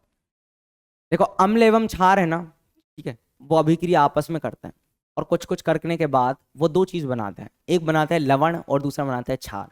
तो जब अम्ल एवं क्षार परस्पर अभिक्रिया कर कर, है ना, लवण एवं क्षार का निर्माण करते हैं, ठीक है, सॉरी, जब अम्ल एवं क्षार आपस में अभिक्रिया कर कर क्या किस चीज का निर्माण करते हैं भाई, लवण एवं जल का निर्माण करते हैं, तो वो क्या होती है, उदासीनीकरण अभिक्रिया होती है। क्या होती है, उदासीनीकरण अभिक्रिया। तो भाई साहब क्या है भाई, बता देते हैं। तो जब क्या हो जाए, अम्ल और क्षार मिल जाए तो बात बन जाए, है ना, लवण आ जाए और क्या बनता है, जल बनता है। अम्ल क्षार आपस में अभिक्रिया करके लवण एवं जल का निर्माण करते हैं, तो उस अभिक्रिया को क्या कहते हैं, उदासीन अभिक्रिया कहते हैं, उदासीनीकरण अभिक्रिया कहते हैं। इसको अपन बोलते हैं न्यूट्रलाइजेशन। क्या बोलते हैं, न्यूट्रलाइजेशन, मतलब न्यूट्रल चीज होती है। अच्छा सुनो, न्यूट्रल पदार्थ क्या बनता है, ये जल, जो क्या है अपना, उदासीन। क्या होता है, उदासीन। और मेरे प्यारे बच्चों, लवण है ना, ये कैसा हो सकता है, अम्लीय भी हो सकता है, क्षारीय भी हो सकता है, या उदासीन भी हो सकता है। तो याद रखना, उदासीनीकरण अभिक्रिया में कौन सी चीज उदासीन बनती है, वो है अपना जल। क्या है, जल। चलो भाई एग्जाम्पल देख लेते हैं। हमें तो एग्जाम्पल से आता था, जैसे तुमने HCl ले लिया, ले आए NaOH, क्या ले आए, NaOH। तो देखो, H के ऊपर प्लस, Cl पे माइनस, Na पे प्लस, OH पे माइनस। याद करो पिछला अध्याय क्या करते थे फिर भाई, प्लस माइनस पहले से इक्वल है, आप क्या कर दो, अब क्या करते हैं भाई, एक्सचेंज कर दो आयंस। इस वाला प्लस इसके साथ, ये प्लस वाला माइनस इसके साथ, ये प्लस ये माइनस के साथ, क्या बन जाएगा, Na और Cl मिलके NaCl बना देंगे। क्या बना देंगे, NaCl। और H और OH मिलके क्या बना देंगे, H2O। H और OH समझ रहे हो ना, H प्लस OH माइनस, क्या बन जाएगा, H2O। ये हमारा हो गया सोडियम क्लोराइड, जो एक लवण है। क्या है, सोडियम क्लोराइड, जो क्या है, एक लवण है। अच्छा भाई साहब, ये जो हो गया, ये मेरा हो गया हाइड्रोक्लोरिक अम्ल, हाइड्रोक्लोरिक अम्ल। ठीक है, हाँ भाई। और ये जो हो गया मेरा, क्या हो गया मेरे प्यारे बच्चों, इसको लिख देते अपन। ये जो हो गया मेरा, क्या हो गया, सोडियम हाइड्रोक्साइड। क्या हो गया, सोडियम हाइड्रोक्साइड। क्या बात है, सोडियम हाइड्रोक्साइड। अच्छा एक और समझो, ठीक है, ये सोडियम क्लोराइड हो गया, ये तो पता ही है तुम्हें, जल है। क्या है, जल है। क्या है, जल है। समझ गए भाई। तो इसकी डेफिनेशन देख लेते हैं भाई साहब, कि वह अभिक्रिया जिसमें क्षारक एवं अम्ल आपस में अभिक्रिया कर लवण एवं जल का निर्माण करते हैं, इस अभिक्रिया को उदासीनीकरण अभिक्रिया कहते हैं। उदासीनीकरण अभिक्रिया कहते हैं। क्या बात है, क्या बात है, बहुत बढ़िया भाई। अब जैसे कि मैंने तुम्हें बताया कि लवण भी है ना, 3 कैटेगरी के होते हैं। ठीक है, अब लवण के बारे में भी डिस्कस कर लेते हैं, अगर हमने बात कर ही ली है तो चलो, तो लवण भी देख ही लेते हैं। तो लवण भी जो है ना बेटा, देखो मैं तुम्हें एक छोटी सी चीज बताता हूँ। लवण में है ना 2 तरीके का होगा, या तो या होगा क्षारीय, है ना, या होगा अम्लीय। ठीक है, या होगा क्या, उदासीन। क्या होगा, उदासीन। चलो भाई क्षारीय की बात करते हैं। तो क्षारीय अगर लवण बन रहा है ना, अम्ल क्षार आपस में अभिक्रिया कर रहे हैं, क्षारीय अगर लवण बन रहा है, तो भाई क्षारीय क्यों आया, तो भाई पक्के में है ना प्रबल क्षार रहा होगा। क्या रहा होगा, प्रबल क्षार रहा होगा। और उसके साथ कोई दुर्बल अम्ल होगा, कोई दुर्बल अम्ल होगा। समझ रहे हो, तभी क्षारीय लवण बना। ठीक है, अब देखो प्रबल क्षार कौन हो सकता है, प्रबल क्षार होता है भाई साहब, जैसे कि मैं बात कर दूं NaOH की, किसकी बात कर दें, NaOH की। ठीक है, और दुर्बल अम्ल कौन हो सकता है, जिसे एक होता है कार्बनिक अम्ल H2CO3। ठीक है, अब देखो पिछले अध्याय में सिखाया था इसकी अभिक्रिया कैसे करनी है। देखो सिखाते हैं, पहले Na पे प्लस करो, OH पे माइनस करो। H के ऊपर कितने प्लस होते हैं सर, होते हैं 1, 2 हैं तो +2 कर दो। और CO3 पे क्या होता है, -2 कर दो। अब क्या करते हैं सर, प्लस माइनस हमने कर दिया, अब क्या कर दो, इक्वलाइज कर दो। तो ये 2 को यहाँ रख दो तो बन गया, देखो 2 प्लस हो गए, और ये 1 को यहाँ रख दो तो ये देखो ये भी 2 प्लस है। अब क्या करो, अब मेरे प्यारे बच्चों पहले वाले के प्लस को लिखो, वो कौन है अपना Na+, और दूसरे वाले का माइनस कौन है, CO3-2, क्या है CO3-2। अब क्या करो, 2 यहाँ करो 1 यहाँ करो, क्या आ जाएगा Na2CO3, सब सिखाया है पिछले अध्याय में। फिर क्या होगा, 2 OH हैं और 2 H हैं, क्या बन जाएंगे 2H2O, 2 OH और 2 OH मिलकर क्या बनाते हैं 2H2O। अच्छा मेरे प्यारे बच्चों यहाँ पर जो चीज बनी ना, है ना, ये जो लवण बना, ये कौन सा लवण है, ये क्षारीय है। कौन सा है, क्षारीय है। क्यों क्षारीय है मेरे प्यारे बच्चों, क्योंकि ये एक प्रबल क्षार, एक प्रबल क्षार और एक दुर्बल अम्ल की, है ना, देन है ना, दुर्बल अम्ल की क्या है, देन है। तो यही कारण है कि ये कैसा बनेगा, क्षारीय माध्यम बनेगा। कैसा बनेगा, क्षारीय। और यही बेटा अगर मैं तुम्हें और थोड़ा बताऊं और थोड़ा अपन अच्छे से समझे, तो यही जो है ना, यही अपना है ना धावन सोडा का मुख्य संघटक है। क्या है, धावन सोडा का मुख्य संघटक, धोने का सोडा आता है ना जो, वही, ठीक है, धोने का सोडा आता है ना वही, तो वो धावन सोडा के लिए होता है, देखो तभी वो लाल हो जाता है, क्षारीय प्रकृति का होता है ना, इसलिए। हल्दी लाल कर दी थी ना अभी अपन ने, तो वो यही तो है, इसको सोडियम कार्बोनेट बोलते हैं। ये सब सिखाया है मैंने। चलो अम्लीय की बात करते हैं। तो अम्लीय में क्या होगा भाई साहब, जैसा सर आपने बताया कि यहाँ पर फिर प्रबल अम्ल होगा, वहां प्रबल क्षार था तो अच्छा, तो दुर्बल क्या होगा, दुर्बल क्षार होगा, दुर्बल क्षार होगा, क्या भाई, ठीक है, दुर्बल क्षार होगा।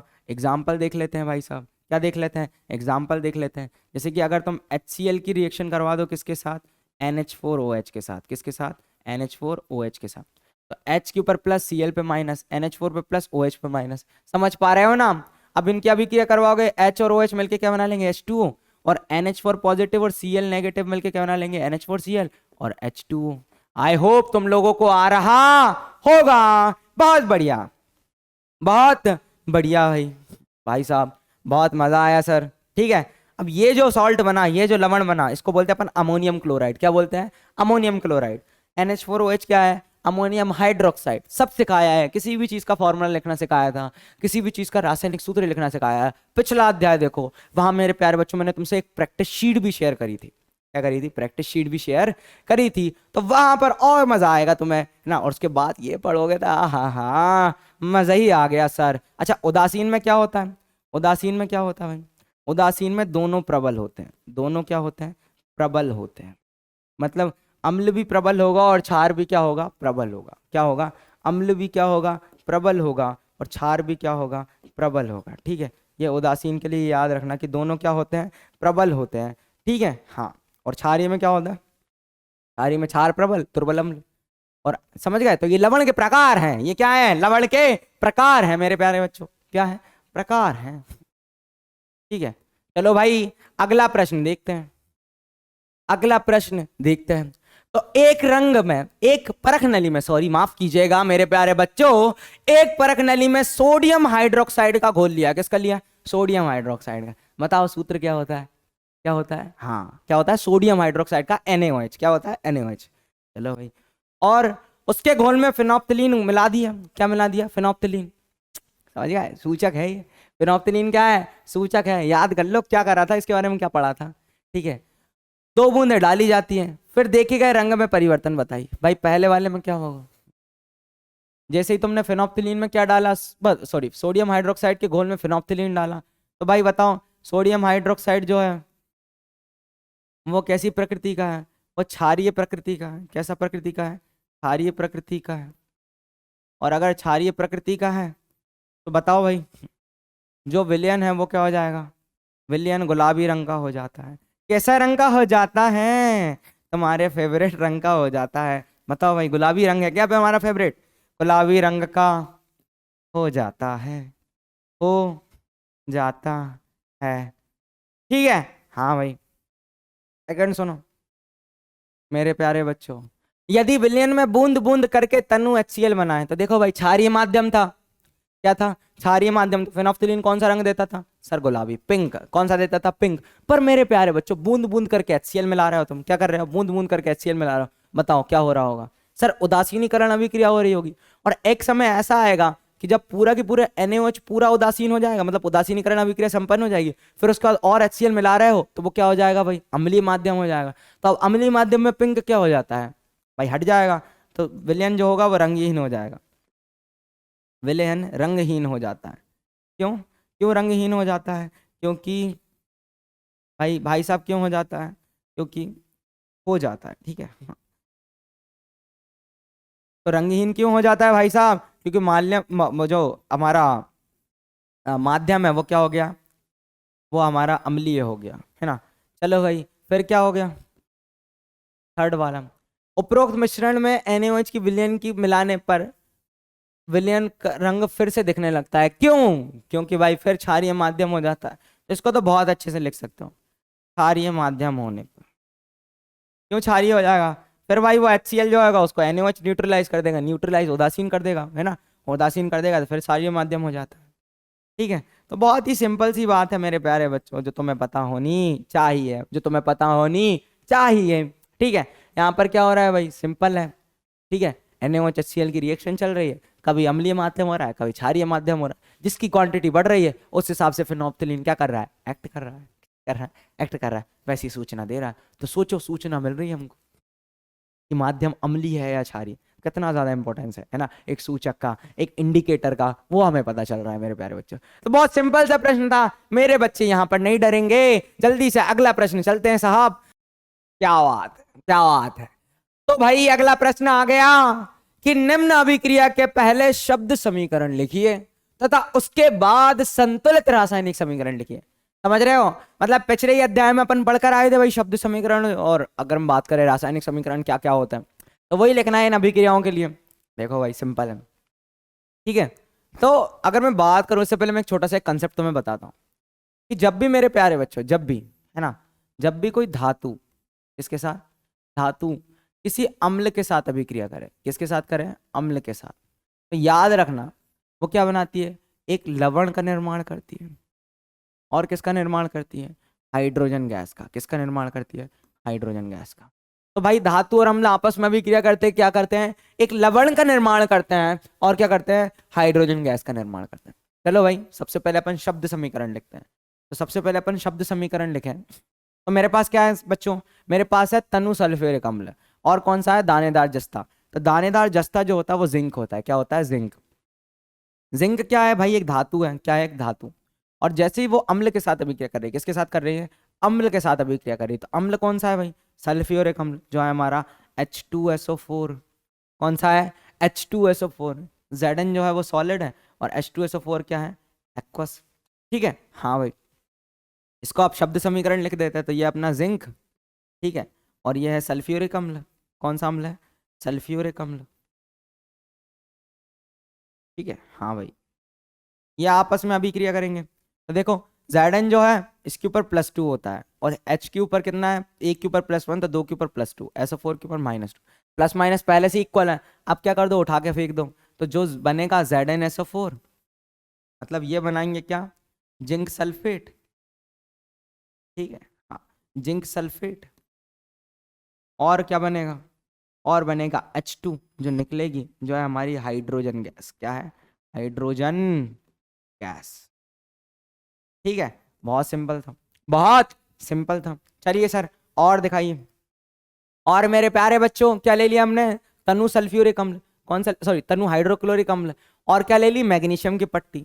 मैग्नीशियम जो होता है वो मेरा होता है Mg, और इसके ऊपर क्या होता है +2, ठीक है। ये प्लस माइनस हटा देना बाद में, ठीक है, जब रिएक्शन सॉल्व हो जाती थी प्लस माइनस हटा दिया करो ऐसे करके, ठीक है। हाँ, तो वैसे ही अगर हम बात करें, जो हमारे Mg के ऊपर +2 होता है, और जैसे ही तुमने HCl लिया तो H के ऊपर क्या होता है प्लस, और Cl पर माइनस।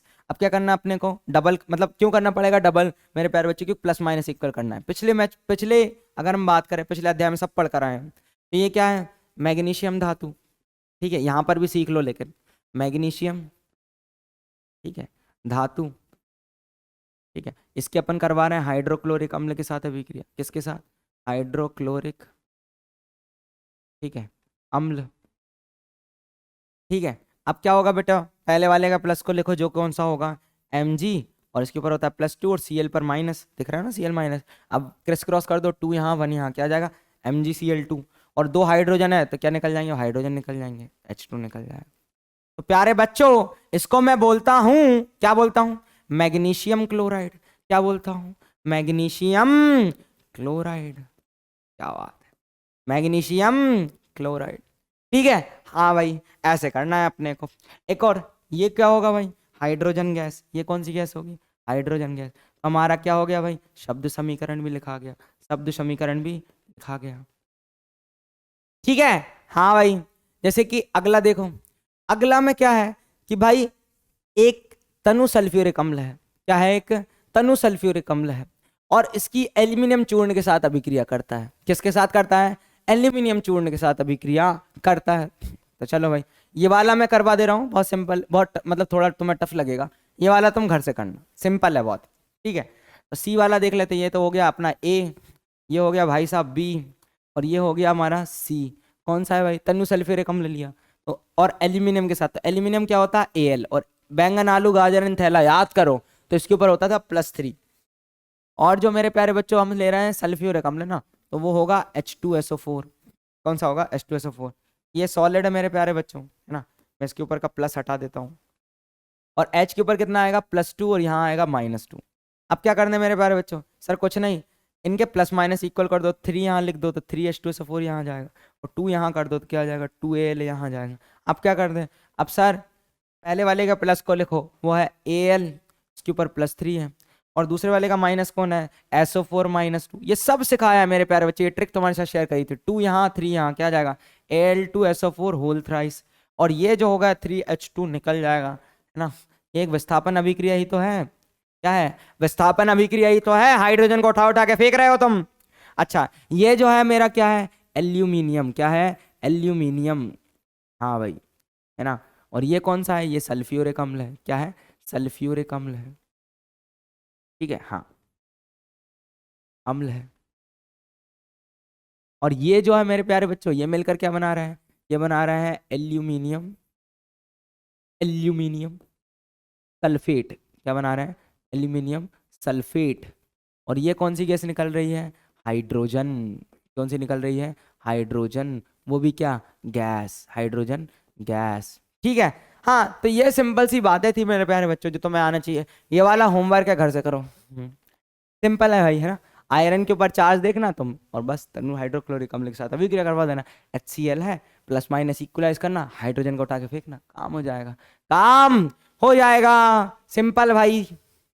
अगला देखो, अगला देखते हैं भाई। अगला है सिंपल, एक परख नली में, है ना, एक परख नली में लिए गए दानेदार जस्ता के धातु के कुछ टुकड़ों में 2 ml सोडियम हाइड्रोक्साइड मिलाते हैं। क्या मिलाते हैं अपन, 2 ml सोडियम हाइड्रोक्साइड मिलाते हैं।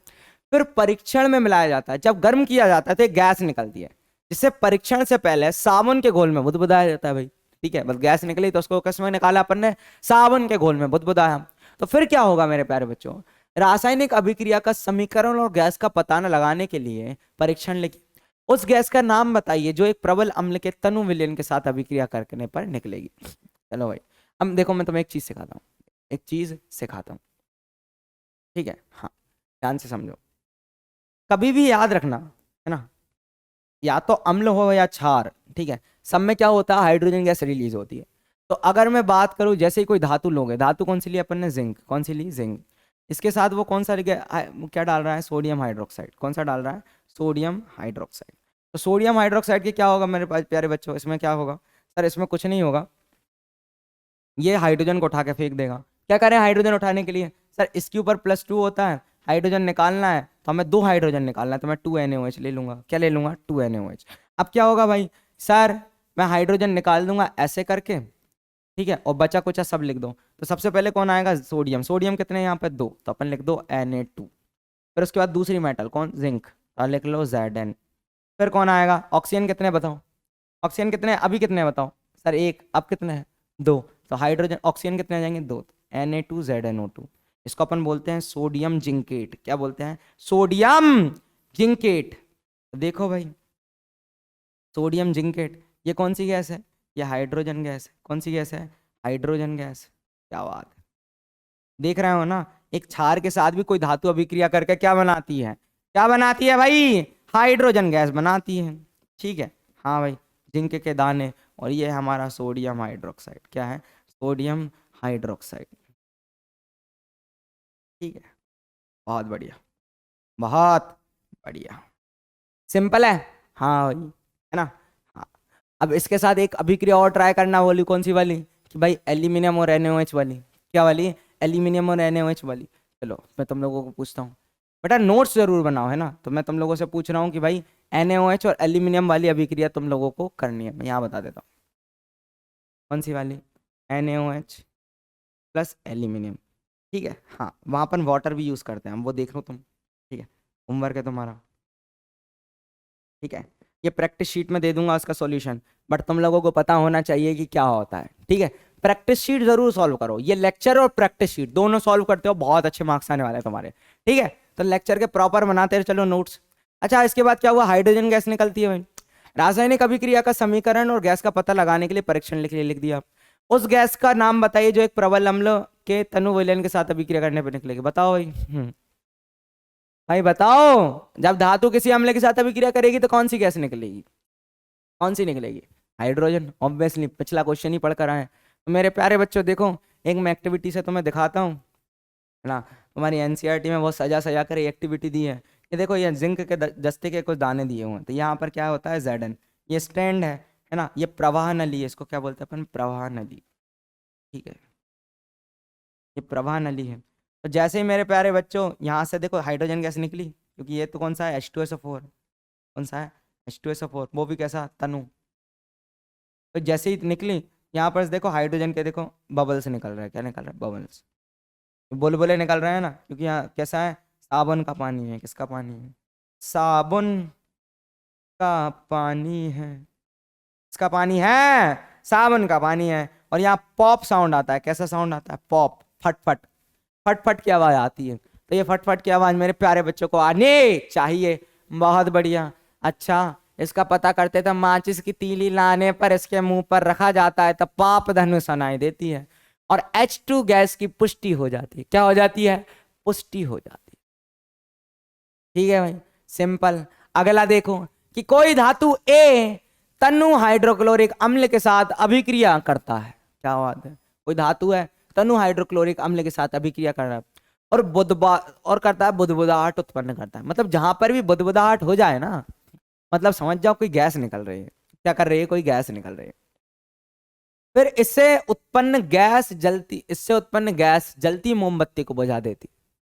जलती मोमबत्ती को बुझा देती, मतलब ये हाइड्रोजन नहीं है, क्योंकि हाइड्रोजन अगर होती तो जल जाती। फट करके आवाज आती, मतलब पॉप करके आवाज आती है ना, पॉप साउंड आता।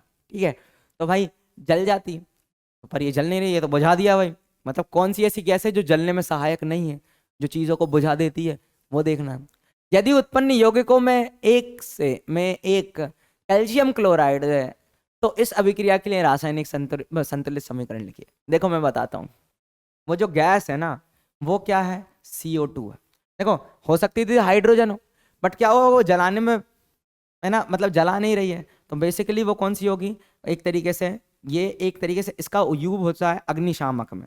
अग्निशामक में कैसे? कि भाई फायर एक्सटिंग्विशर जो होते हैं ना, मतलब आग बुझाने के जो यंत्र होता है, ठीक है, उनमें इसका उपयोग किया जाता है। उसमें अपन ये यूज करता है। ठीक है, वो लाल कलर के देखे होंगे तुमने, है ना, फायर एक्सटिंग्विशर होते हैं कई बिल्डिंग्स वगैरह में, तुम देखते हो ABC टाइप के होते हैं। तो ऐसे ही, अब बेटा ऐसा क्या होता है कि मैं तुम्हें कंसेप्ट शेयर करता हूँ। क्या कर सकता हूँ? कंसेप्ट शेयर करता हूँ कि जब भी है ना कोई कार्बोनेट, है ना, कार्बोनेट, अब CO2 बनाना है ना, या फिर या हाइड्रोजन कार्बोनेट, या हाइड्रोजन कार्बोनेट। हाइड्रोजन कार्बोनेट मतलब समझ रहे हो ना, HCO3। कार्बोनेट क्या होते थे? CO3, है ना। हाइड्रोजन कार्बोनेट, ये जब भी तुम्हें है ना किसी अम्ल के साथ अभिक्रिया करते दिख जाए, किसके साथ दिख जाए?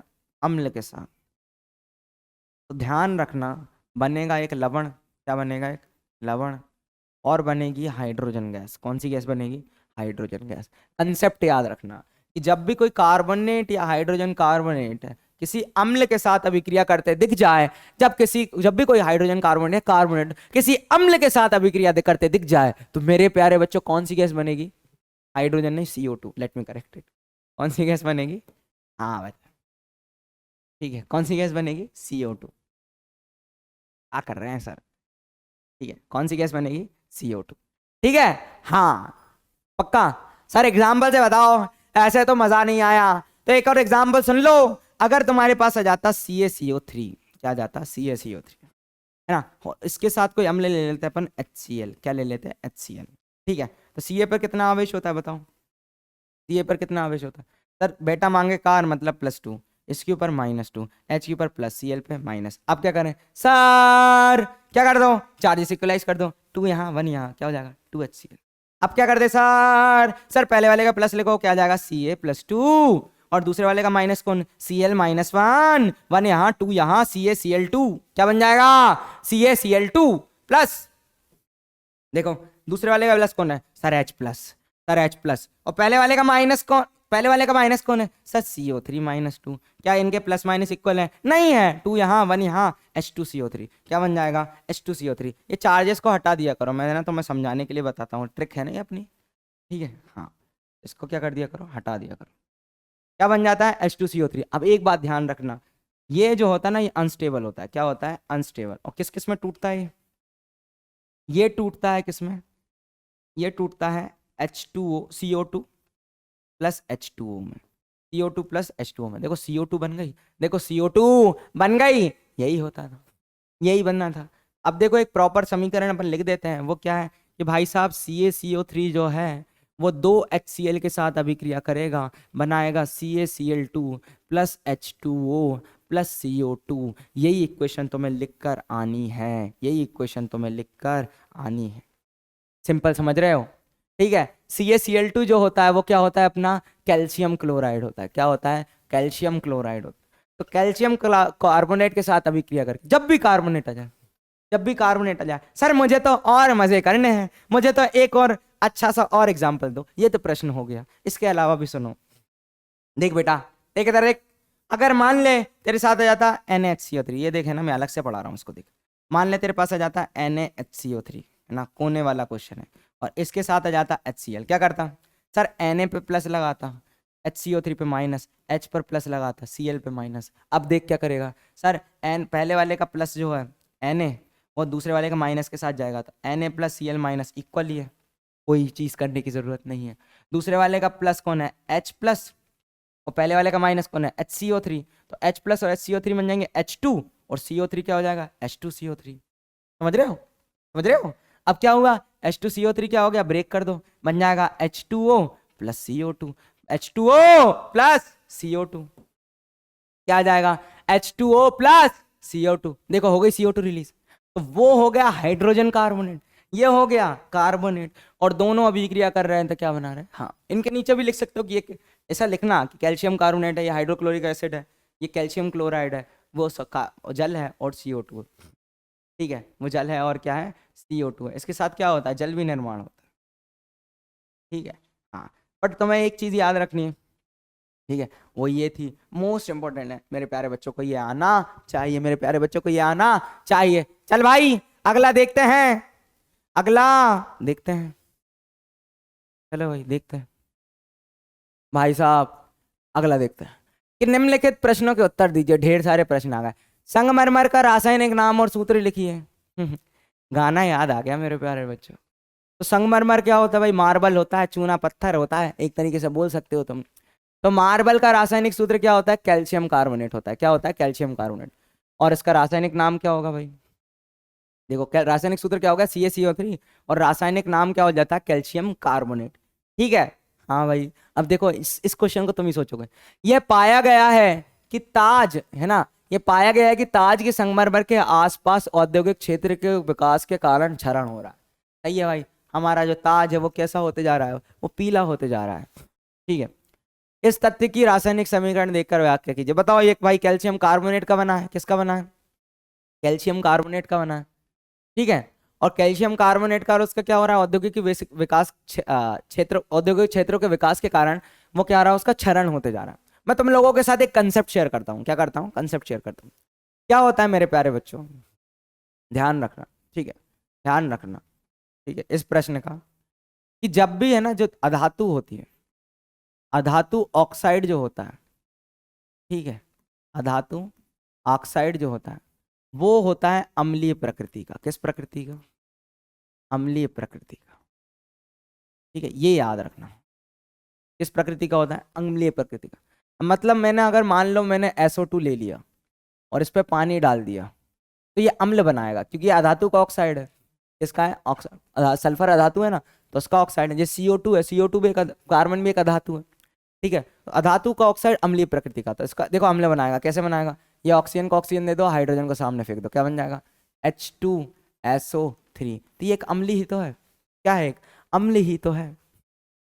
सोच पा रहे हो मेरे जैसा? जैसे कि अगर मैं बात बताऊं तो मैं और एक छोटी सी, ठीक है, हाँ, और एक छोटी सी तो मैं अगर बात बताऊं, ठीक है, मैंने ले लो, मान लो मैंने ले लेता क्या, CO2 प्लस H2O। क्या होता है? ऑक्सीजन को ऑक्सीजन देते, हाइड्रोजन को सामने देते, क्या करते? H2CO3। ये कौन सा होता है? ये कार्बनिक अम्ल होता है। ये कौन सा अम्ल होता है? ये होता है कार्बनिक अम्ल। समझ पा रहे हो? तो ये भी तो एक अम्ल है। अधातु का ऑक्साइड था ना, ये अधातु का ऑक्साइड था, कार्बन डाइऑक्साइड। इसकी जगह पे तुम ले लेते SO3, ले लेते H2O, बनाता H2SO4। कैसे बना? हाइड्रोजन को सामने, ऑक्सीजन को ऑक्सीजन। यही कर रहा हूं ना, यही कर रहा हूं। कोई रॉकेट साइंस है क्या? नहीं। बट ये क्या बन गया? सल्फ्यूरिक अम्ल। क्या बन गया? सल्फ्यूरिक अम्ल। अब क्या होता है मेरे प्यारे बच्चों? भाई इंडस्ट्रियल एरिया है, औद्योगिक क्षेत्र है, तो ये क्या करती है? ये गैसेस रिलीज होती होंगी और ये ऊपर जाती होंगी। कहाँ जाती होंगी? ऊपर। और ऊपर जाकर अम्लों का निर्माण करती होगी। किसका निर्माण करती होगी? अम्ल का। और वही वर्षा के जल के साथ गिरता है, वही वर्षा के जल के साथ गिरता है। और जब ये वर्षा के जल के साथ गिरता है मेरे प्यारे बच्चों, तो क्या होगा भाई? क्षरण होगा। वही हुआ, वही हुआ। और मेरा जो है ना, मतलब 7 अजूबों में से एक है, वो पीला पड़ती जा रहा है ना, तो उसकी दिक्कत होती जा रही है भाई। तो देख लेते हैं। आगरा में स्थित दुनिया के 7 अजूबों में से एक ताजमहल तेजी से औद्योगिकीकरण के कारण, है ना, औद्योगिकीकरण के कारण दिन ब दिन अपनी चमक खोते जा रहा है। क्या करते जा रहा है? अपनी चमक को खोते जा रहा है। ऐसा क्यों हो रहा है? जो अम्लीय वर्षा का कारण है ना, कारण बनता है। अम्ल वर्षा में मौजूद सल्फ्यूरिक अम्ल संगमरमर के साथ अभिक्रिया कर कैल्शियम सल्फेट का निर्माण करता है, जिसे वास्तुकला का एक ऐसा साधन शानदार प्रदर्शन पीला पड़ जाता है, पड़ने लगा है। चलो अब अभिक्रिया लिख देते हैं। किसके साथ? कैल्शियम कार्बोनेट के साथ। चलो लिखते हैं, H2SO4 ले लो, सल्फ्यूरिक अम्ल बोला है। ठीक है, वो भी कैसा होगा? तनु वाला। कैसा होगा? तनु। लिख देता हूँ तनु। जैसे ही लिया, क्या होगा? इसके ऊपर +2, इसके ऊपर -2, इसके ऊपर +2, इसके ऊपर -2, प्लस माइनस इक्वल है। पहले वाले का प्लस आ गया Ca+2, दूसरे वाले का माइनस आ गया SO4 -2। सब सिखाया है मेरे प्यारे बच्चों को। देखो H2 और ये CO3 बन जाएगा H2CO3। क्या बन जाएगा? H2CO3। इसको ब्रेक कर दो, बन जाएगा H2O + CO2। बन गई? हाँ भाई। भाई ये जो बना, यही तो अपना दिक्कत वाला काम हो गया। यही तो अपना दिक्कत वाला काम हो गया। आई होप मेरे प्यारे बच्चों को आने लगा होगा। ठीक है, तो प्रदीप ये याद रखना तुम लोग। ठीक है। हम्म। चलो भाई, क्या बात है, क्या बात है, क्या बात है। ये CO2 बनाई थी तुमने, देख रही है? ये CO2 रिलीज हुई थी, है ना? अब अगला देखते हैं। अगला आ गया भाई, चूने के पानी में CO2 प्रवाहित करने पर यह अघुलनशील कैल्शियम कार्बोनेट के कारण दूधिया हो जाता है भाई, है ना? अब इन्होंने क्या किया? चूने के पानी में CO2 प्रवाहित करने पर अघुलनशील कार्बोनेट, है ना, बनने के कारण वह दूधिया हो जाता है। क्यों होता है भाई? देख लेते हैं। चूने का पानी क्या होता है? अभी मैंने बताया तुम लोगों को। उसमें क्या होता है भाई? कैल्शियम हाइड्रोक्साइड होता है। किसका होता है? Calcium hydroxide. ये जो कैल्शियम हाइड्रोक्साइड है, इस पे तुम जैसे ही CO2 डालते हो, क्या डालते हो? CO2 पर अब मतलब समझ रहे हो? अघुलनशील कैल्शियम कार्बोनेट बनने के कारण, है ना, वो दूधिया हो जाता है। कैसे होता है? देखो, यहाँ से है ना मेरे प्यारे बच्चों, यहाँ से क्या होता है? एक चीज बनती है जो होती है अपनी CaCO3। क्या बनती है? CaCO3। और क्या रिलीज हो जाता है? H2O। क्या रिलीज हो जाता है? H2O। ठीक है, इसको अगर मैं तुम्हें ध्यान से दिखाऊं तो कैसा रहता होगा? ये ऐसा रहता होगा कि जो Ca है उसके साथ 2 OH रहते होंगे। यहाँ से क्या निकल जाता है? H2O। क्या निकल जाता है? H2O। और ये CaO और CO2 मिलकर क्या बना देते हैं? CaCO3। ये जो होता है मेरा, क्या होता है? Calcium carbonate. क्या होता है? Calcium carbonate. जो कैसा होता है मेरे प्यारे बच्चों? सफेद। क्या होता है? सफेद।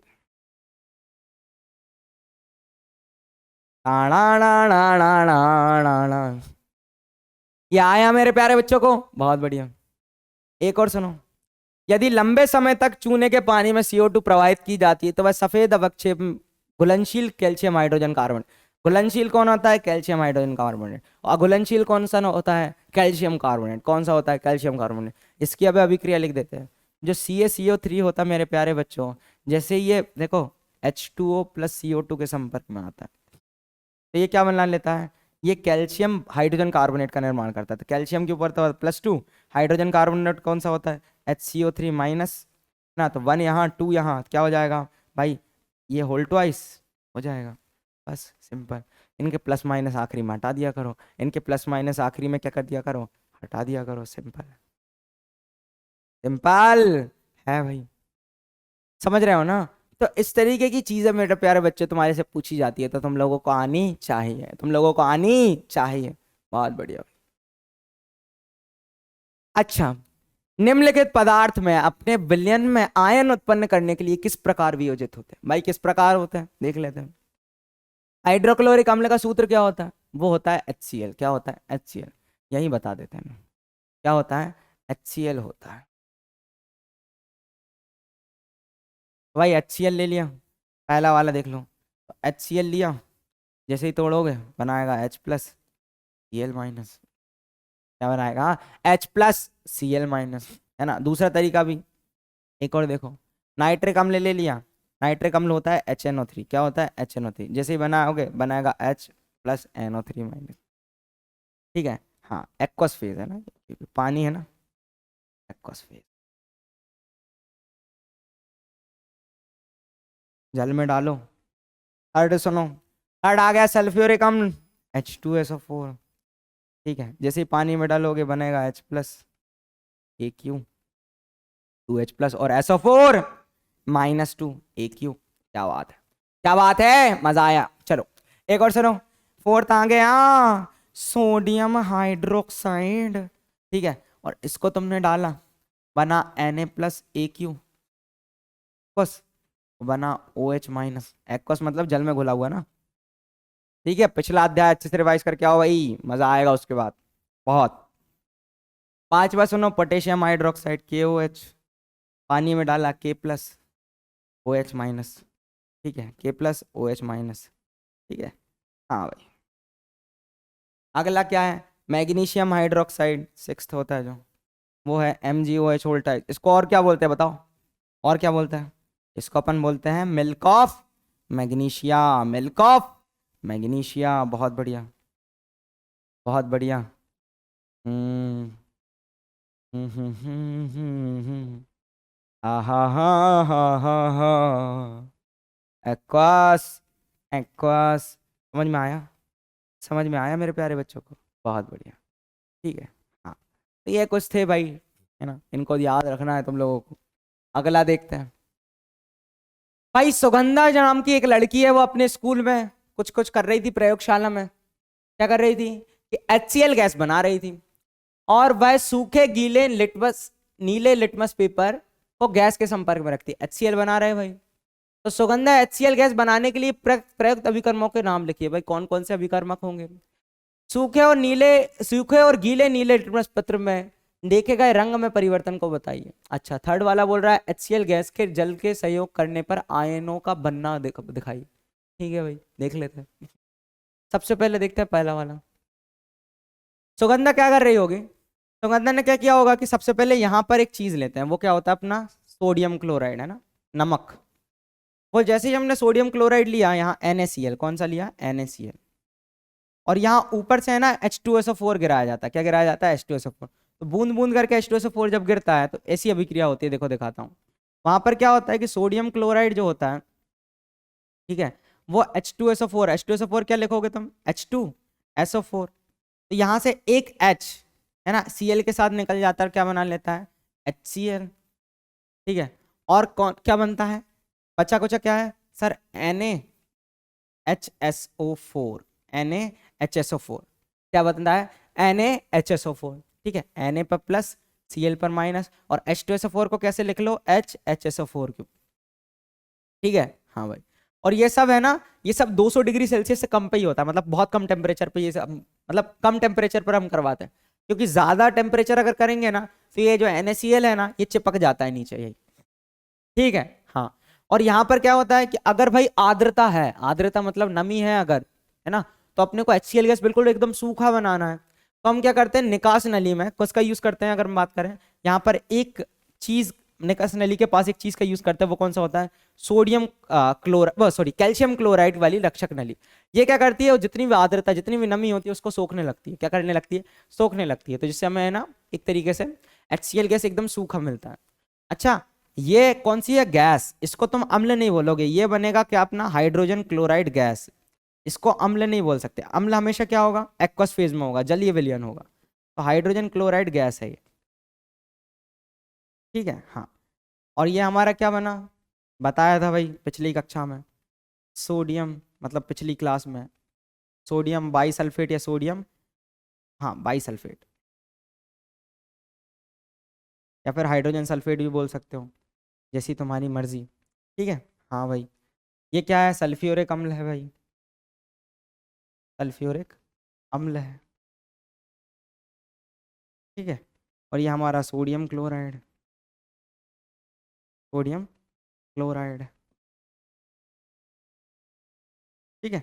हाँ भाई, तो भाई अभिकर्मकों के नाम कौन कौन से हैं, वो यही दिए हुए हैं, कौन से अभिकर्मकों के नाम कौन कौन से हो गए भाई, ये लिखना, मैं लिखना है कौन कौन से हैं, वो हमारे NaCl और H2SO4 है, ठीक है। हाँ भाई, और फिर शुष्क नीले में, तो देखो हमेशा याद रखना, जो HCl है, जो HCl है, ठीक है, वो HCl जब पानी में मिलेगा तभी अम्ल का निर्माण करेगा, मतलब HCl अभी गैस है, तो H क्या करेगा, इस H2O को मिलेगा, क्या बनाएगा, H3O पॉजिटिव, और क्या बनेगा, Cl माइनस, तो ये जो बना ना ये जल में, इसके कारण अम्लीय व्यवहार आता है, तो अगर ये बन रहा है तो होगा।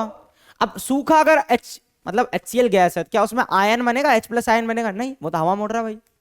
H+ आयन कब बनेगा, जब जल में घोला जाएगा, तो जैसे ही जल में घोला उसने बना दिया H3O पॉजिटिव, तो तुम्हें है ना अम्ल, जो अम्ल बना, और अम्ल बना तो वो नीले लिटमस को लाल कर देगा, नीले लिटमस को लाल कर देगा। पर मेरे प्यारे बच्चों, क्या गैस में ऐसा हो पाएगा, नहीं, गैस में ऐसा नहीं होगा। तो शुष्क नीले लिटमस पत्र के रंग में कोई परिवर्तन नहीं होता, क्यों नहीं होता, क्योंकि वो अम्ल ही नहीं है भाई अभी। जैसे ही नम लिटमस पेपर लेकर आए, नम में पानी है और HCl गैस आ रही है, तो जैसे ही वो नम लिटमस पेपर के संपर्क में आएगी तो पानी के साथ अभिक्रिया करके वो बनाएगी हाइड्रोक्लोरिक अम्ल, और जैसे ही हाइड्रोक्लोरिक अम्ल बना, जैसे ही हाइड्रोक्लोरिक अम्ल बना, वो तुरंत है ना नीले लिटमस को क्या कर देगा, लाल कर देगा, नीले लिटमस को क्या कर देगा, लाल कर देगा। तो ये एक प्रश्न था मेरे प्यारे बच्चों को आना चाहिए, आया भाई, कहाँ गया, ये रहा। परख नली A तथा B में समान लंबाई की मैग्नीशियम की पट्टी लीजिए, ठीक है भाई, दो परख नली लेना है अपने को, एक क्या करना है, और उसमें समान लंबाई की क्या लेना है, मैग्नीशियम की पट्टी लेना है, ठीक है भाई। और A और B में क्या हो रहा है भाई, जैसे कि अगर मैं बात करूं,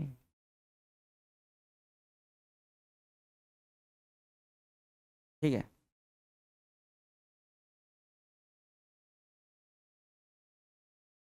ठीक है, दो परख नली मैंने ले ली, और इसके अंदर देखो, इसको अपन बोल देते हैं A और इसको बोल देते हैं B, ठीक है। हाँ, और इसके अंदर देखो बल भर देते हैं अपन, कौन सा अम्ल भरे बताओ, ठीक है, ये भर दिया हम। अब क्या हो रहा है भाई, एक के अंदर, ए के अंदर उसने क्या भर के रखा है, ए के अंदर उसने भरा है HCl अम्ल, HCl ले दिया भाई, और यहाँ भर दिया क्या, एसिटिक अम्ल, जो कौन सा होता था, CH3COOH। अब इसके अंदर क्या डाला उन्होंने, मैग्नीशियम की पट्टी डाली, क्या डाली, मैग्नीशियम की पट्टी डाली। अब क्या हुआ, वो ये देखा जाता है कि दोनों अम्लों की मात्रा, है ना, और सांद्रता समान है, किस परख नली में अधिक बुदबुदाहट होगी, बताओ भाई। देखो, बुदबुदाहट उसमें ज्यादा अधिक होगी जिसमें क्या हो भाई, जिसमें एक प्रबल अम्ल हो, जिसमें क्या हो, एक प्रबल अम्ल हो, समझ रहे हो ना। हाँ, तो प्रबल अम्ल क्या होगा, ज्यादा H+ आयन देगा, तो ज्यादा हाइड्रोजन गैस निकलेगी, समझ रहे हो ना, क्योंकि मैग्नीशियम क्या है, एक धातु है, क्या है, धातु है। तो अगर मैं तुम्हें बताऊं, जैसे मैग्नीशियम की HCl के साथ अभिक्रिया करें, Mg पे+2 H के ऊपर प्लस Cl पे माइनस, क्या बन जाएगा, बन जाएगा MgCl2+H2। अभी करके आए हैं, क्या करना पड़ेगा, प्लस माइनस इक्वल करना पड़ेगा, ठीक है। हाँ भाई, ऐसे ही ले लो मैग्नीशियम, है ना, इसके ऊपर +2 होता है। अब तुमने ले लिया CH3COO माइनस, ठीक है, और H+, क्या होगा भाई, प्लस माइनस इक्वल करो। अब क्या आ जाएगा, बन जाएगा सर, सबसे पहले Mg ले लेंगे, है ना, और उसके सामने कौन है, CH3COO माइनस, ठीक है। अब देखो ये 1 यहाँ आएगा और इसके ऊपर जो 2 है वो वहाँ जाएगा, तो क्या हो जाएगा, बन क्या जाएगा, देखो क्या बन जाएगा, Mg, ठीक है, हाँ Mg, और इसके ऊपर +2 था, इसके साथ आ जाएंगे CH3COO, और ये ट्वाइस हो जाएंगे, कितने हो जाएंगे, ट्वाइस। इस तरीके से अपन चीज़ें देखते हैं। ये हो जाएगा मैग्नीशियम एसीटेट, क्या हो जाएगा, मैग्नीशियम एसीटेट, क्या हो जाएगा, मैग्नीशियम क्लोराइड, क्या हो जाएगा, मैग्नीशियम क्लोराइड।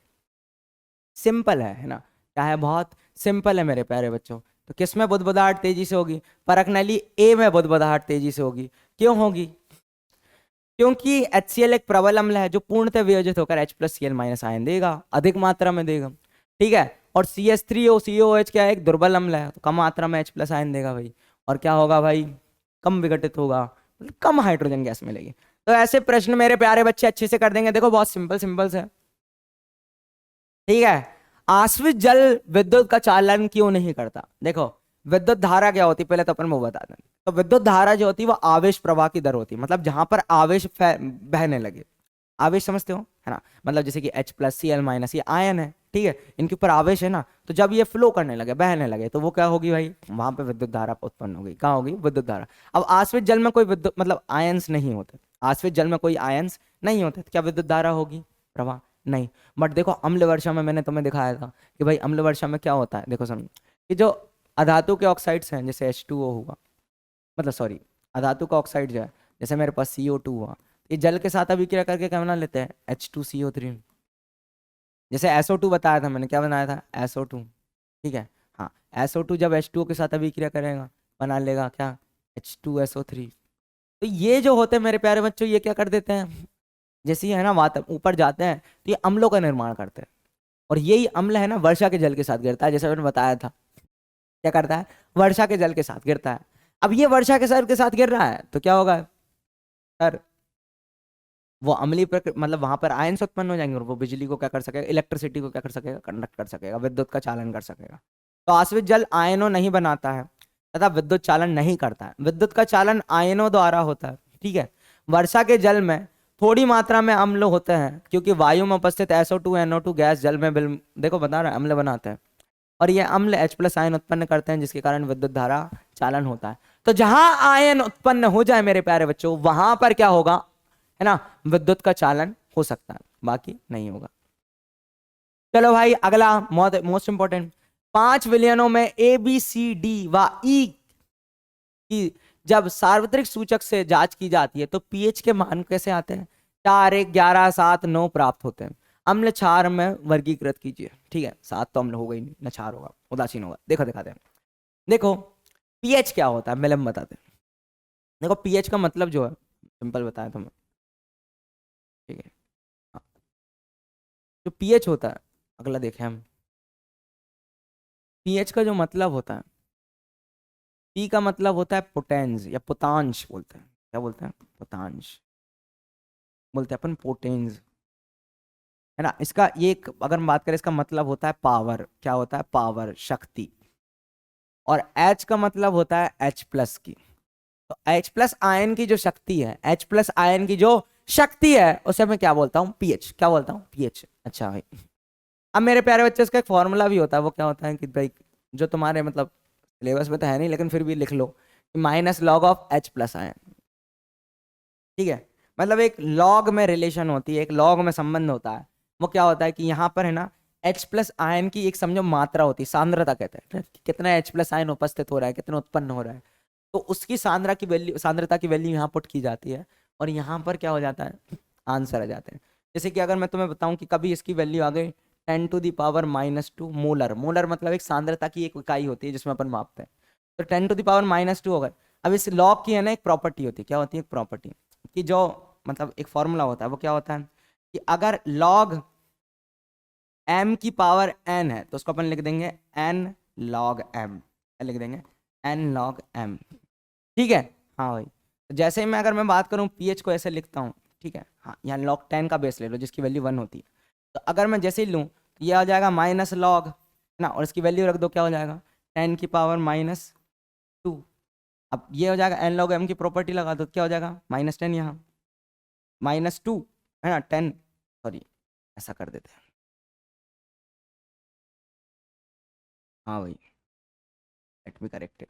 हाँ, तो जैसे ही मैंने इसको किया, ठीक है, हाँ, तो जैसे ही मैंने ना -2 सामने आया तो -2 क्या हो गया 2, और ये हो गया log 10, और जो log 10 की वैल्यू होती है वो 1 होती है, क्या हो जाएगा आंसर 2 आ जाएगा, तो pH जो हो जाएगा वो क्या आ जाएगा 2। इस तरीके से तो ऐसे कैलकुलेट किया जाता है, लेकिन तुम्हारे में इतना कोई दिक्कत नहीं है। क्या किया आपने, सिंपल भाई H+ का कंसंट्रेशन लगा, एक फॉर्मूला होता है वो याद होना चाहिए, ठीक है, वो क्या होता है log m⁴n n log m, ठीक है, और जब भी log 10 की वैल्यू जो होती है वो 1 होती है, कितनी होती है 1, ठीक है। तो ऐसी चीज़ होती है जो तुम्हें पता होना चाहिए, मतलब अभी तो तुम्हारे सिलेबस में कुछ नहीं है, तो आगे पढ़ते हैं अपन ये सब, फिर भी हमने देख लिया वो सब, ठीक है, बट ये फॉर्मूला याद रख लेना थोड़ा, कि अगर ऐसा कभी आ जाए तो तुम लोगों से बनना चाहिए, ठीक है। और बेसिकली किस तरीके से ना एक लॉग के रिलेशन में है ना H+ के साथ संबंध रख रहा है क्या pH के, मतलब जितना ये ज़्यादा H+ है, ठीक है, उतना अपना काम हो रहा है। चलो भाई अगला देखते हैं। हाँ मेरे प्यारे बच्चे, अब क्या होता है कि pH की जो वैल्यूज आती है ना, जैसे कि अगर 7 से कम है, 7 से क्या है कम, मतलब 7 से कम है, 7 से कम है, वो क्या होगा अम्ल होगा, क्या होगा अम्ल। और अगर 7 से ज्यादा है, 7 से ज्यादा है, वो क्या होगा, वो होगा क्षार, क्या होगा क्षार, ठीक है।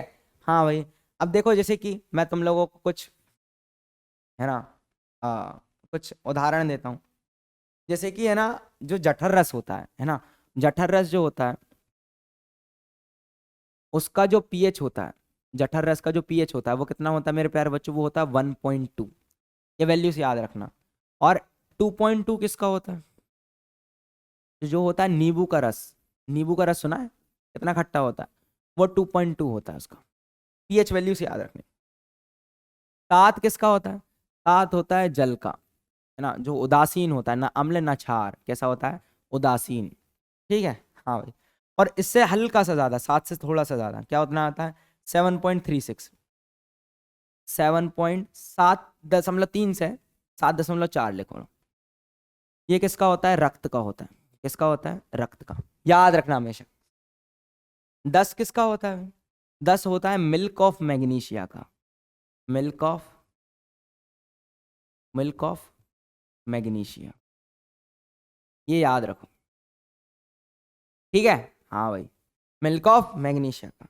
और जो NaOH होता है उसका कितना होता है 14 होता है, मिल्क ऑफ मैग्नीशिया क्या था अपना MgOH होल्ड वाइज, ठीक है। हाँ, तो NaOH का कितना होता है भाई, NaOH का 14 होता है।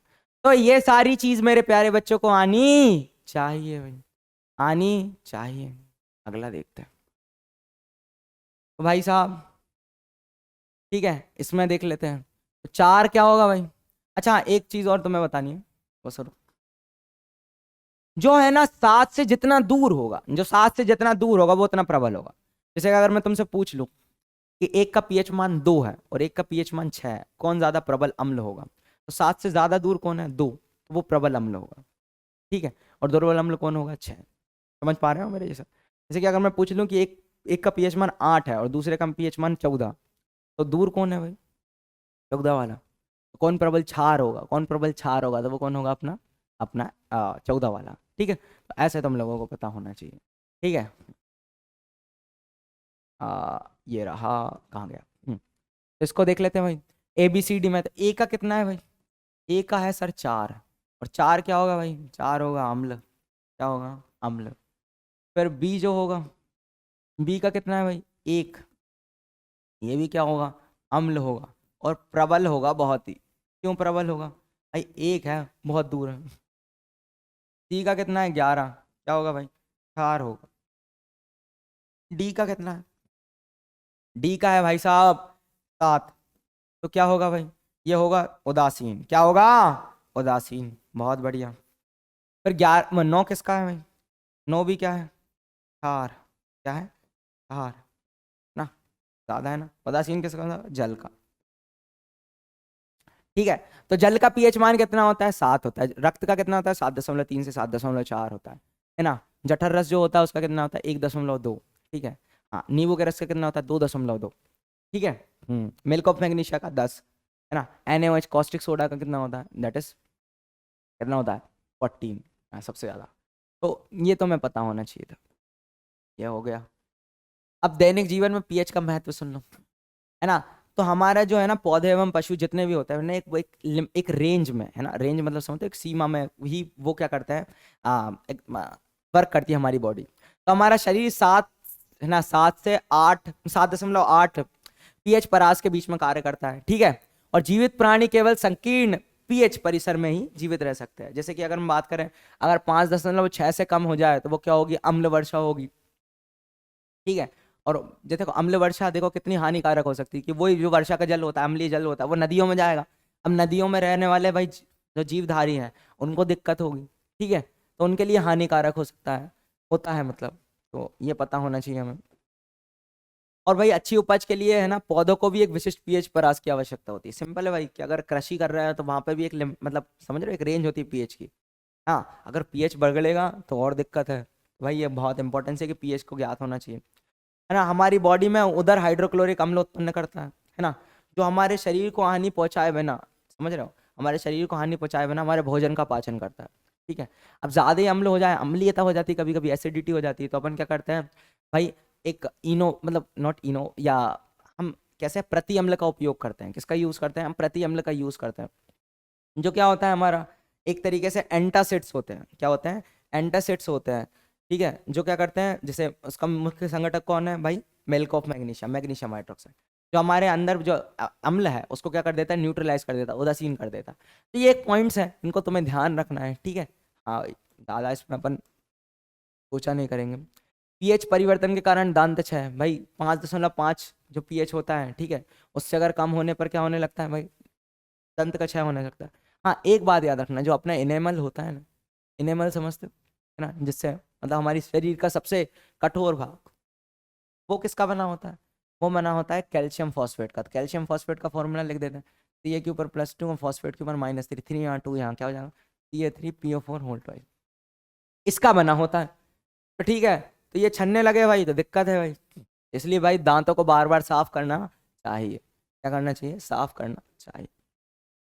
फिर पशु एवं, है ना, पौधों द्वारा उत्पन्न रसायनों से आत्मरक्षा, भाई चींटी ने काट लिया, हम क्या करते हैं? वहां पर क्षार लगाते हैं, उसके अंदर अम्ल होता है, क्षार लगाते हैं ताकि हमें दर्द क्या हो? कम होने।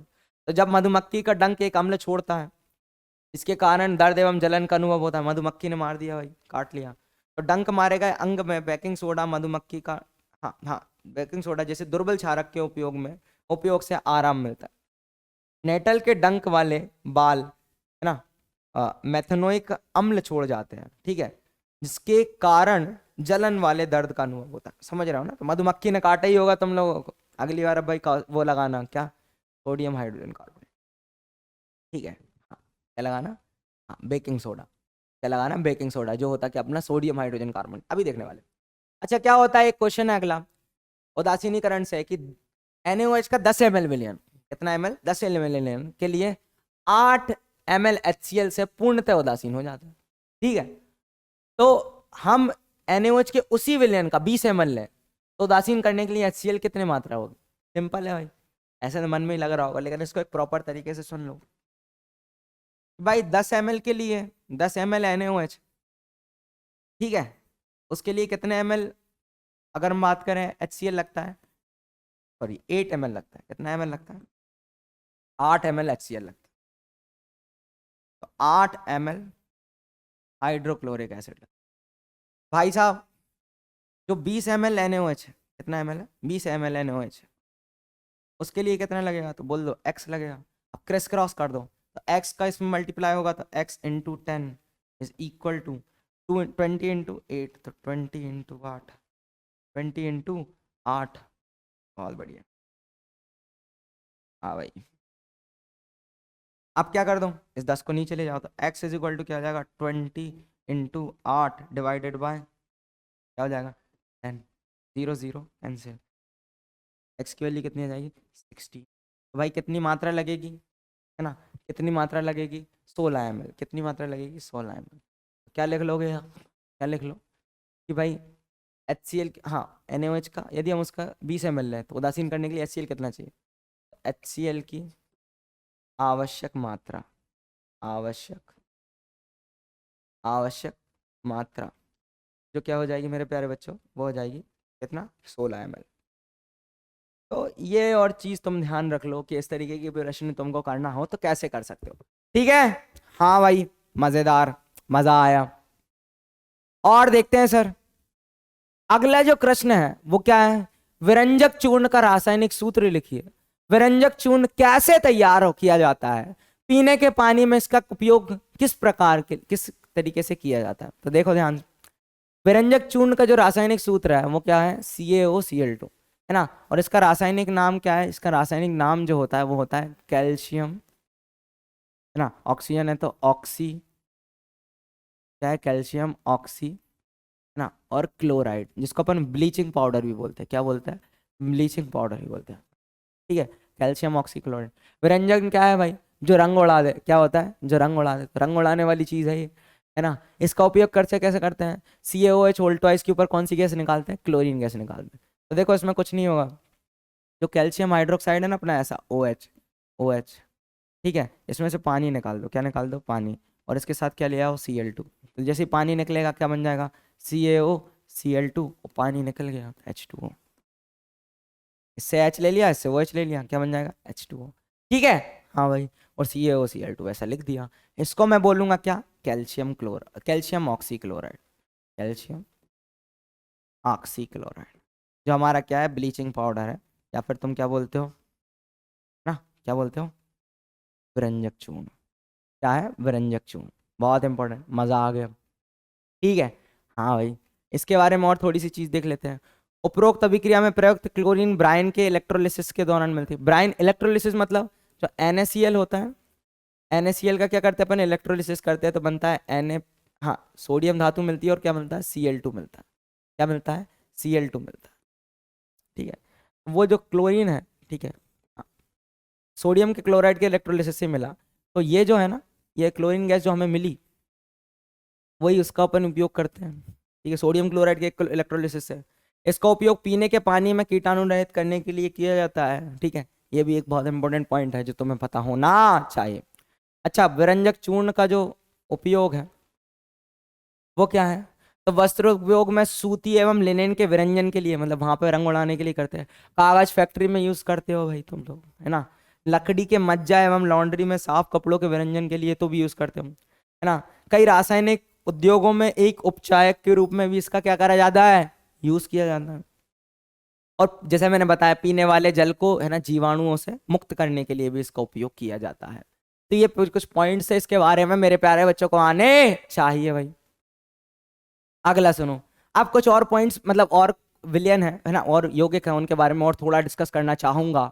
अच्छा, सोडियम हाइड्रोक्साइड क्या होता है, इसको कॉस्टिक सोडा भी बोलते हैं, क्या बोलते हैं हम, कॉस्टिक सोडा, ठीक है। तो इसको कैसे बनाते हैं, तो सोडियम क्लोराइड के जलीय विलयन से विद्युत प्रवाह करने पर, किसके विलयन से, जलीय विलयन से, ध्यान से समझ लो। तो मतलब यहाँ पर भी है ना, विद्युत अपघटन कर रहे हैं, इलेक्ट्रोलाइसिस कर रहे हैं, तो जलीय क्या होता है, सोडियम हाइड्रोक्साइड का निर्माण होता है। अब इसमें दो चीज और, हाँ, यहाँ पर क्या होता है, क्लोर क्षार प्रक्रिया कहलाती है, क्योंकि यहाँ पर क्लोरीन और क्षार दोनों क्या करते हैं, निकलते हैं, बनते हैं, ठीक है। उत्पाद में यहाँ पर क्या निकलता है, क्लोरीन और सोडियम हाइड्रोक्साइड क्षार होता है, ठीक है। तो भाई इसको मैं तुम्हें एक छोटा सा बताऊं, तो ये देखोगे तुम लोग, ठीक है, हाँ। तो देखो ये जो अभिक्रिया होती है कि NaCl प्लस H2O, तो क्या हो जाएगा भाई, 2NaOH plus Cl2 plus NO2। अच्छा, Cl के ऊपर कैसा होता है, आवेश माइनस होता है, तो ये हमेशा किस पर निकलेगी, एनोड पर, क्योंकि इलेक्ट्रोलिसिस में एनोड जो होता है वो कैसा होता है, पॉजिटिव। हाइड्रोजन के ऊपर कौन सा चार्ज होता है, प्लस, तो किस पर निकलेगा, माइनस वाले पे, मतलब कैथोड पर निकलेगा। किस पर निकलेगा, कैथोड पर निकलेगा, जो कैसा होता है, नेगेटिव। हमेशा नहीं होता लेकिन ये, मतलब मैं अगर तुम्हें बताऊं, एनोड हमेशा पॉजिटिव नहीं होता, ठीक है।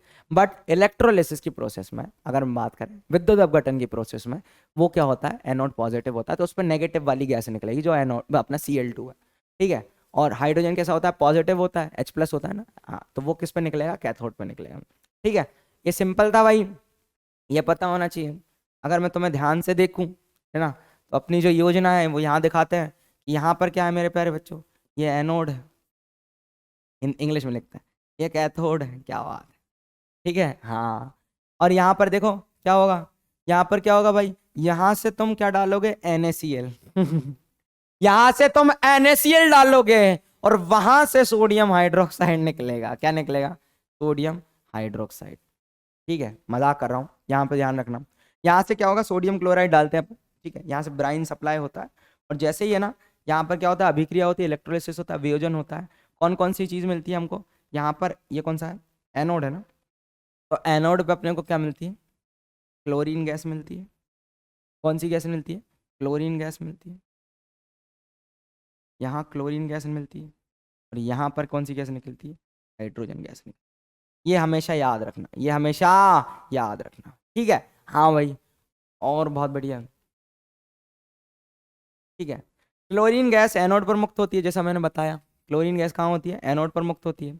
एवं हाइड्रोजन गैस कैथोड पर मुक्त होती है। कैथोड पर सोडियम हाइड्रोक्साइड विलयन का निर्माण होता है, ठीक है। तो ये हो गया भाई। अगला देखते हैं भाई, बेकिंग सोडा। देखो भाई, इसको कैसे बनाते हैं। तो देखो, बेकिंग सोडा का अगर मैं तुम्हें फॉर्मूला बताऊं, वो क्या होता है, NaHCO3। क्या होता है, सोडियम हाइड्रोजन कार्बोनेट, NaHCO3। तो देखो, सोडियम का भाई, सोडियम कहाँ से ले लो, तो इसको याद करने की ट्रिक बताता हूँ। NaCl, सोडियम क्लोराइड कहाँ से मिल जाएगा भाई, समुद्र में सोडियम क्लोराइड ही सोडियम क्लोराइड है। फिर हाइड्रोजन चाहिए, तो हाइड्रोजन का स्रोत कहाँ मिल जाएगा, जल, ठीक है। कार्बोनेट का कहाँ मिल जाएगा, CO2। और एक चीज़ और याद रखनी, वो है अमोनिया, NH3। तो ये क्या होता है हमारा, ये होता है सर सोडियम क्लोराइड। क्या होता है, सोडियम क्लोराइड, ठीक है। हाँ भाई,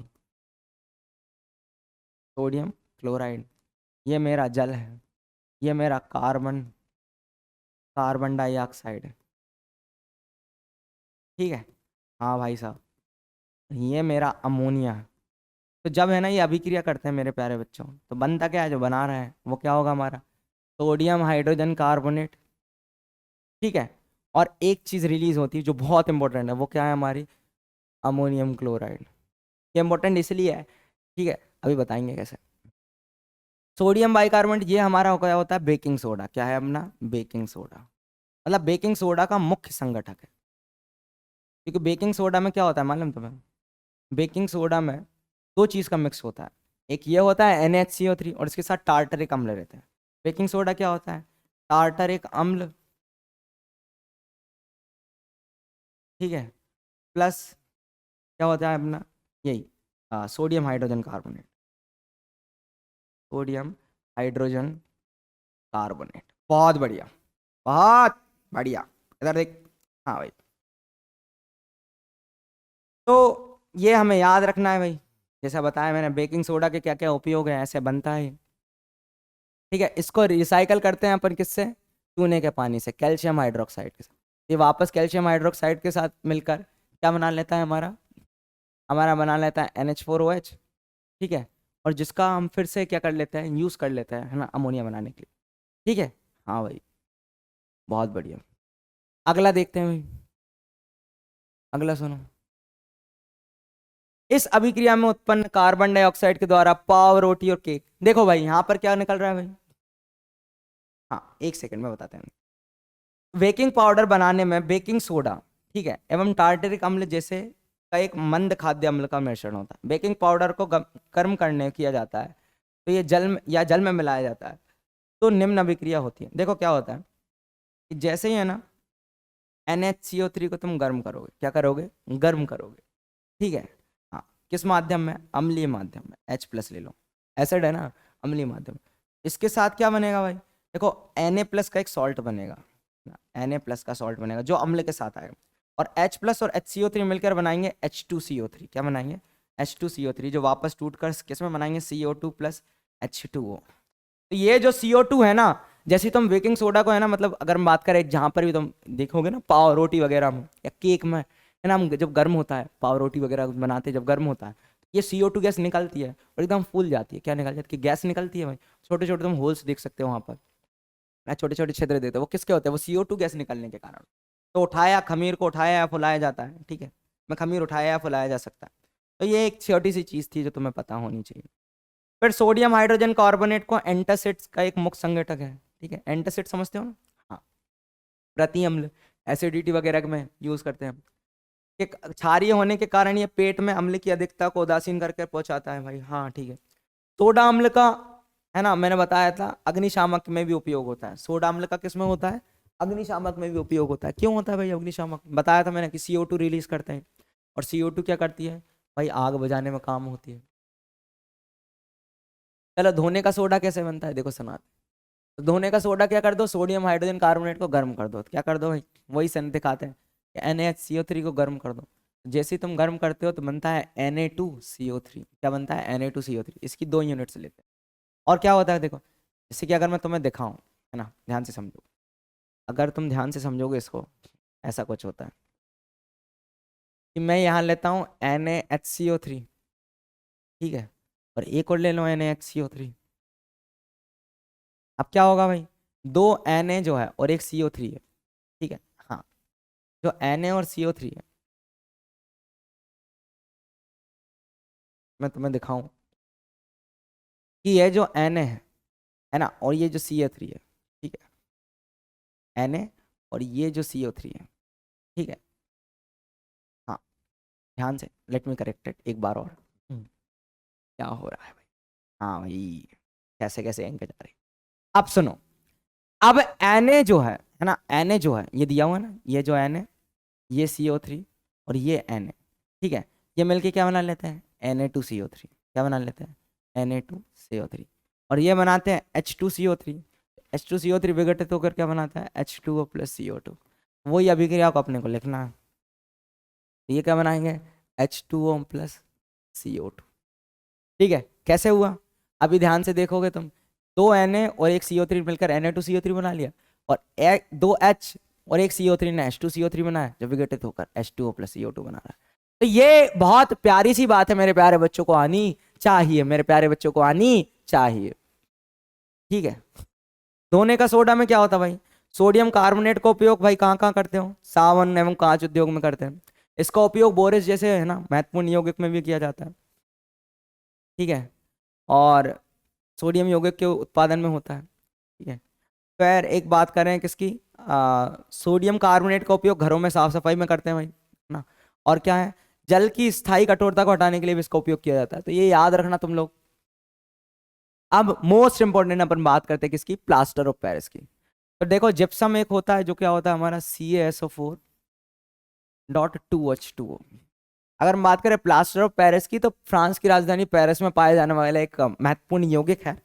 और मेरे प्यारे बच्चों, इसका उपयोग करते हैं अपन कैसे, कि जो जिप्सम होता है ना, CaSO4, एक जिप्सम होता है और एक क्या होता है, एक और याद रख लो, MgSO4 ना .2H2O। इसको मैं बोलता हूँ इप्सम। क्या बोलता हूँ? इप्सम। तो जब इसको मैं गर्म करता हूँ, कितने पे? 373 केल्विन, या पर डिग्री सेल्सियस में लिखना तो 100 डिग्री सेल्सियस। जैसे ही तुम इसको गर्म करते हो तो ये बनाता है कैल्शियम सल्फेट, और इसमें से 1.5 H2O निकल जाता है। कितना निकल जाता है? 1.5। तो बचेगा कितना? आधा। कितना बचेगा? आधा। और हाँ, है ना, एक सही 1.5 निकल जाता है, 1.5 H2O निकल जाता है, बचता है आधा। तो मेरे प्यारे बच्चों, है ना, यहाँ लिख देते हैं, इसको मैं बोलता हूँ CaSO4। देखो इसको क्या बोलेंगे अपन? Ca मतलब कैल्शियम। क्या बोलेंगे? कैल्शियम। मैं बोलूंगा कैल्शियम, ठीक है। और ये जो हो गया ना, ये इसको बोलते हैं सल्फेट। क्या बोलते हैं? सल्फेट। अब एक बात याद रखो, ये जो डॉट करके लिखा है ना, इसको बोलते हैं अपन क्रिस्टलन का जल। क्या बोलते हैं? क्रिस्टलन का जल। मतलब ये है ना, बहुत आर्द्रता से बहुत जल्दी अट्रैक्ट हो जाते हैं, नमी होती है ना, उससे बहुत जल्दी अट्रैक्ट हो जाते हैं, और इन अणुओं को अपने मॉलिक्यूल में ऐड कर लेते हैं, अपने, है ना, अपने यौगिक में, अपने जो फॉर्मूला यूनिट है उसमें ऐड कर लेते हैं। तो इसको बोलते हैं अपन क्रिस्टलन का जल, है ना। तो इसको मैं क्या बोलूंगा? 2 हैं तो डाई और हाइड्रेट लिखते हैं। क्या लिखते हैं? Dihydrate. वैसे ही अगर हम बात करें, इसका नाम क्या हो जाएगा सर? कैल्शियम। कैल्शियम, ठीक है, हाँ, कैल्शियम, ठीक है, हाँ, कैल्शियम सल्फेट, ठीक है। और ये क्या हो जाएगा? आधा है तो हैमी हाइड्रेट। क्या हो जाएगा? Hemi hydrate. मोस्ट इंपॉर्टेंट, ठीक है। हाँ भाई, और इसके साथ क्या निकल जाएगा? जल निकल जाएगा। क्या निकल जाएगा? जल निकल जाएगा। तो ऐसे मेरे प्यारे बच्चों, ये कैल्शियम सल्फेट का निर्माण, बस सॉरी, प्लास्टर ऑफ पेरिस का निर्माण होता है। और मेरे प्यारे बच्चों, यहाँ पर, है ना, ये चीज तुम्हें याद रखनी है कि इसका उपयोग कहाँ किया जाता है। तो हड्डी वगैरह टूट जाती है ना, जो मूर्तियां वगैरह बनाने में या हड्डी वगैरह टूट जाती है तो वो प्लास्टर चढ़ाते हैं, वो ऐसे जिप्सम को हीट करते हैं और ये चढ़ा जाता है। तो इसका ये अपन यूज करते हैं, ठीक है। ये पता होना तुम्हें चाहिए, ठीक है। क्रिस्टलन का जल क्या कहलाता है वो भी तुम याद रखना, ठीक है। हाँ भाई, तो अगर मैं क्रिस्टलन की जल की एक डेफिनेशन बोलूँ तो लवण के एक सूत्र इकाई में उपस्थित जल के निश्चित अणुओं की संख्या को क्रिस्टलन का जल कहता है। जैसे कि अगर मैं तुम्हें बताऊं, एक होता है CuSO4.5H2, इसको मैं बोलता हूँ नीला थोथा। क्या बोलता हूँ? नीला थोथा। और इसका रासायनिक नाम क्या बोलोगे तुम लोग? कॉपर है तो कॉपर, ठीक है, और सल्फेट है तो कॉपर सल्फेट, और 5 को बोलते हैं पेंटा, तो कॉपर सल्फेट पेंटाहाइड्रेट, है ना। हाइड्रेट मतलब जल। तो ऐसे तरीके के बेटा तुम लोगों को आने चाहिए, मजा आता है, ठीक है। और इसी के साथ इस लेक्चर को हम खत्म करने जा रहे हैं, है ना। तो मेरे प्यारे बच्चों एक बात ध्यान रखना, ठीक है। यहाँ पर तो हम चीजें करवा रहे हैं, आपको बहुत जरूरी है, तो कभी भी ना नोट्स बनाने को, मतलब नोट्स बनाने की हमेशा कोशिश करा करो। और दूसरी चीज मेरे प्यारे बच्चों, जो आपको प्रैक्टिस शीट मिलती है ना, उसको इग्नोर नहीं करना, उसको सबसे पहले सॉल्व करना। ये 2 चीज कर लिए, आपके बहुत ही अच्छे मार्क्स आएंगे, मैं बोलूंगा फुल आउट ऑफ फुल आएंगे, ठीक है। तो इस तरीके से आप लोगों को है ना ये अप्रोच रखनी है, ठीक है। और इसी के साथ मैं आपको एक बार और शुभकामना दे रहा हूँ कि आपने ये चैप्टर भी खत्म कर लिया है। और इसी के साथ हम इस लेक्चर को करते हैं। बाय बच्चों, है ना।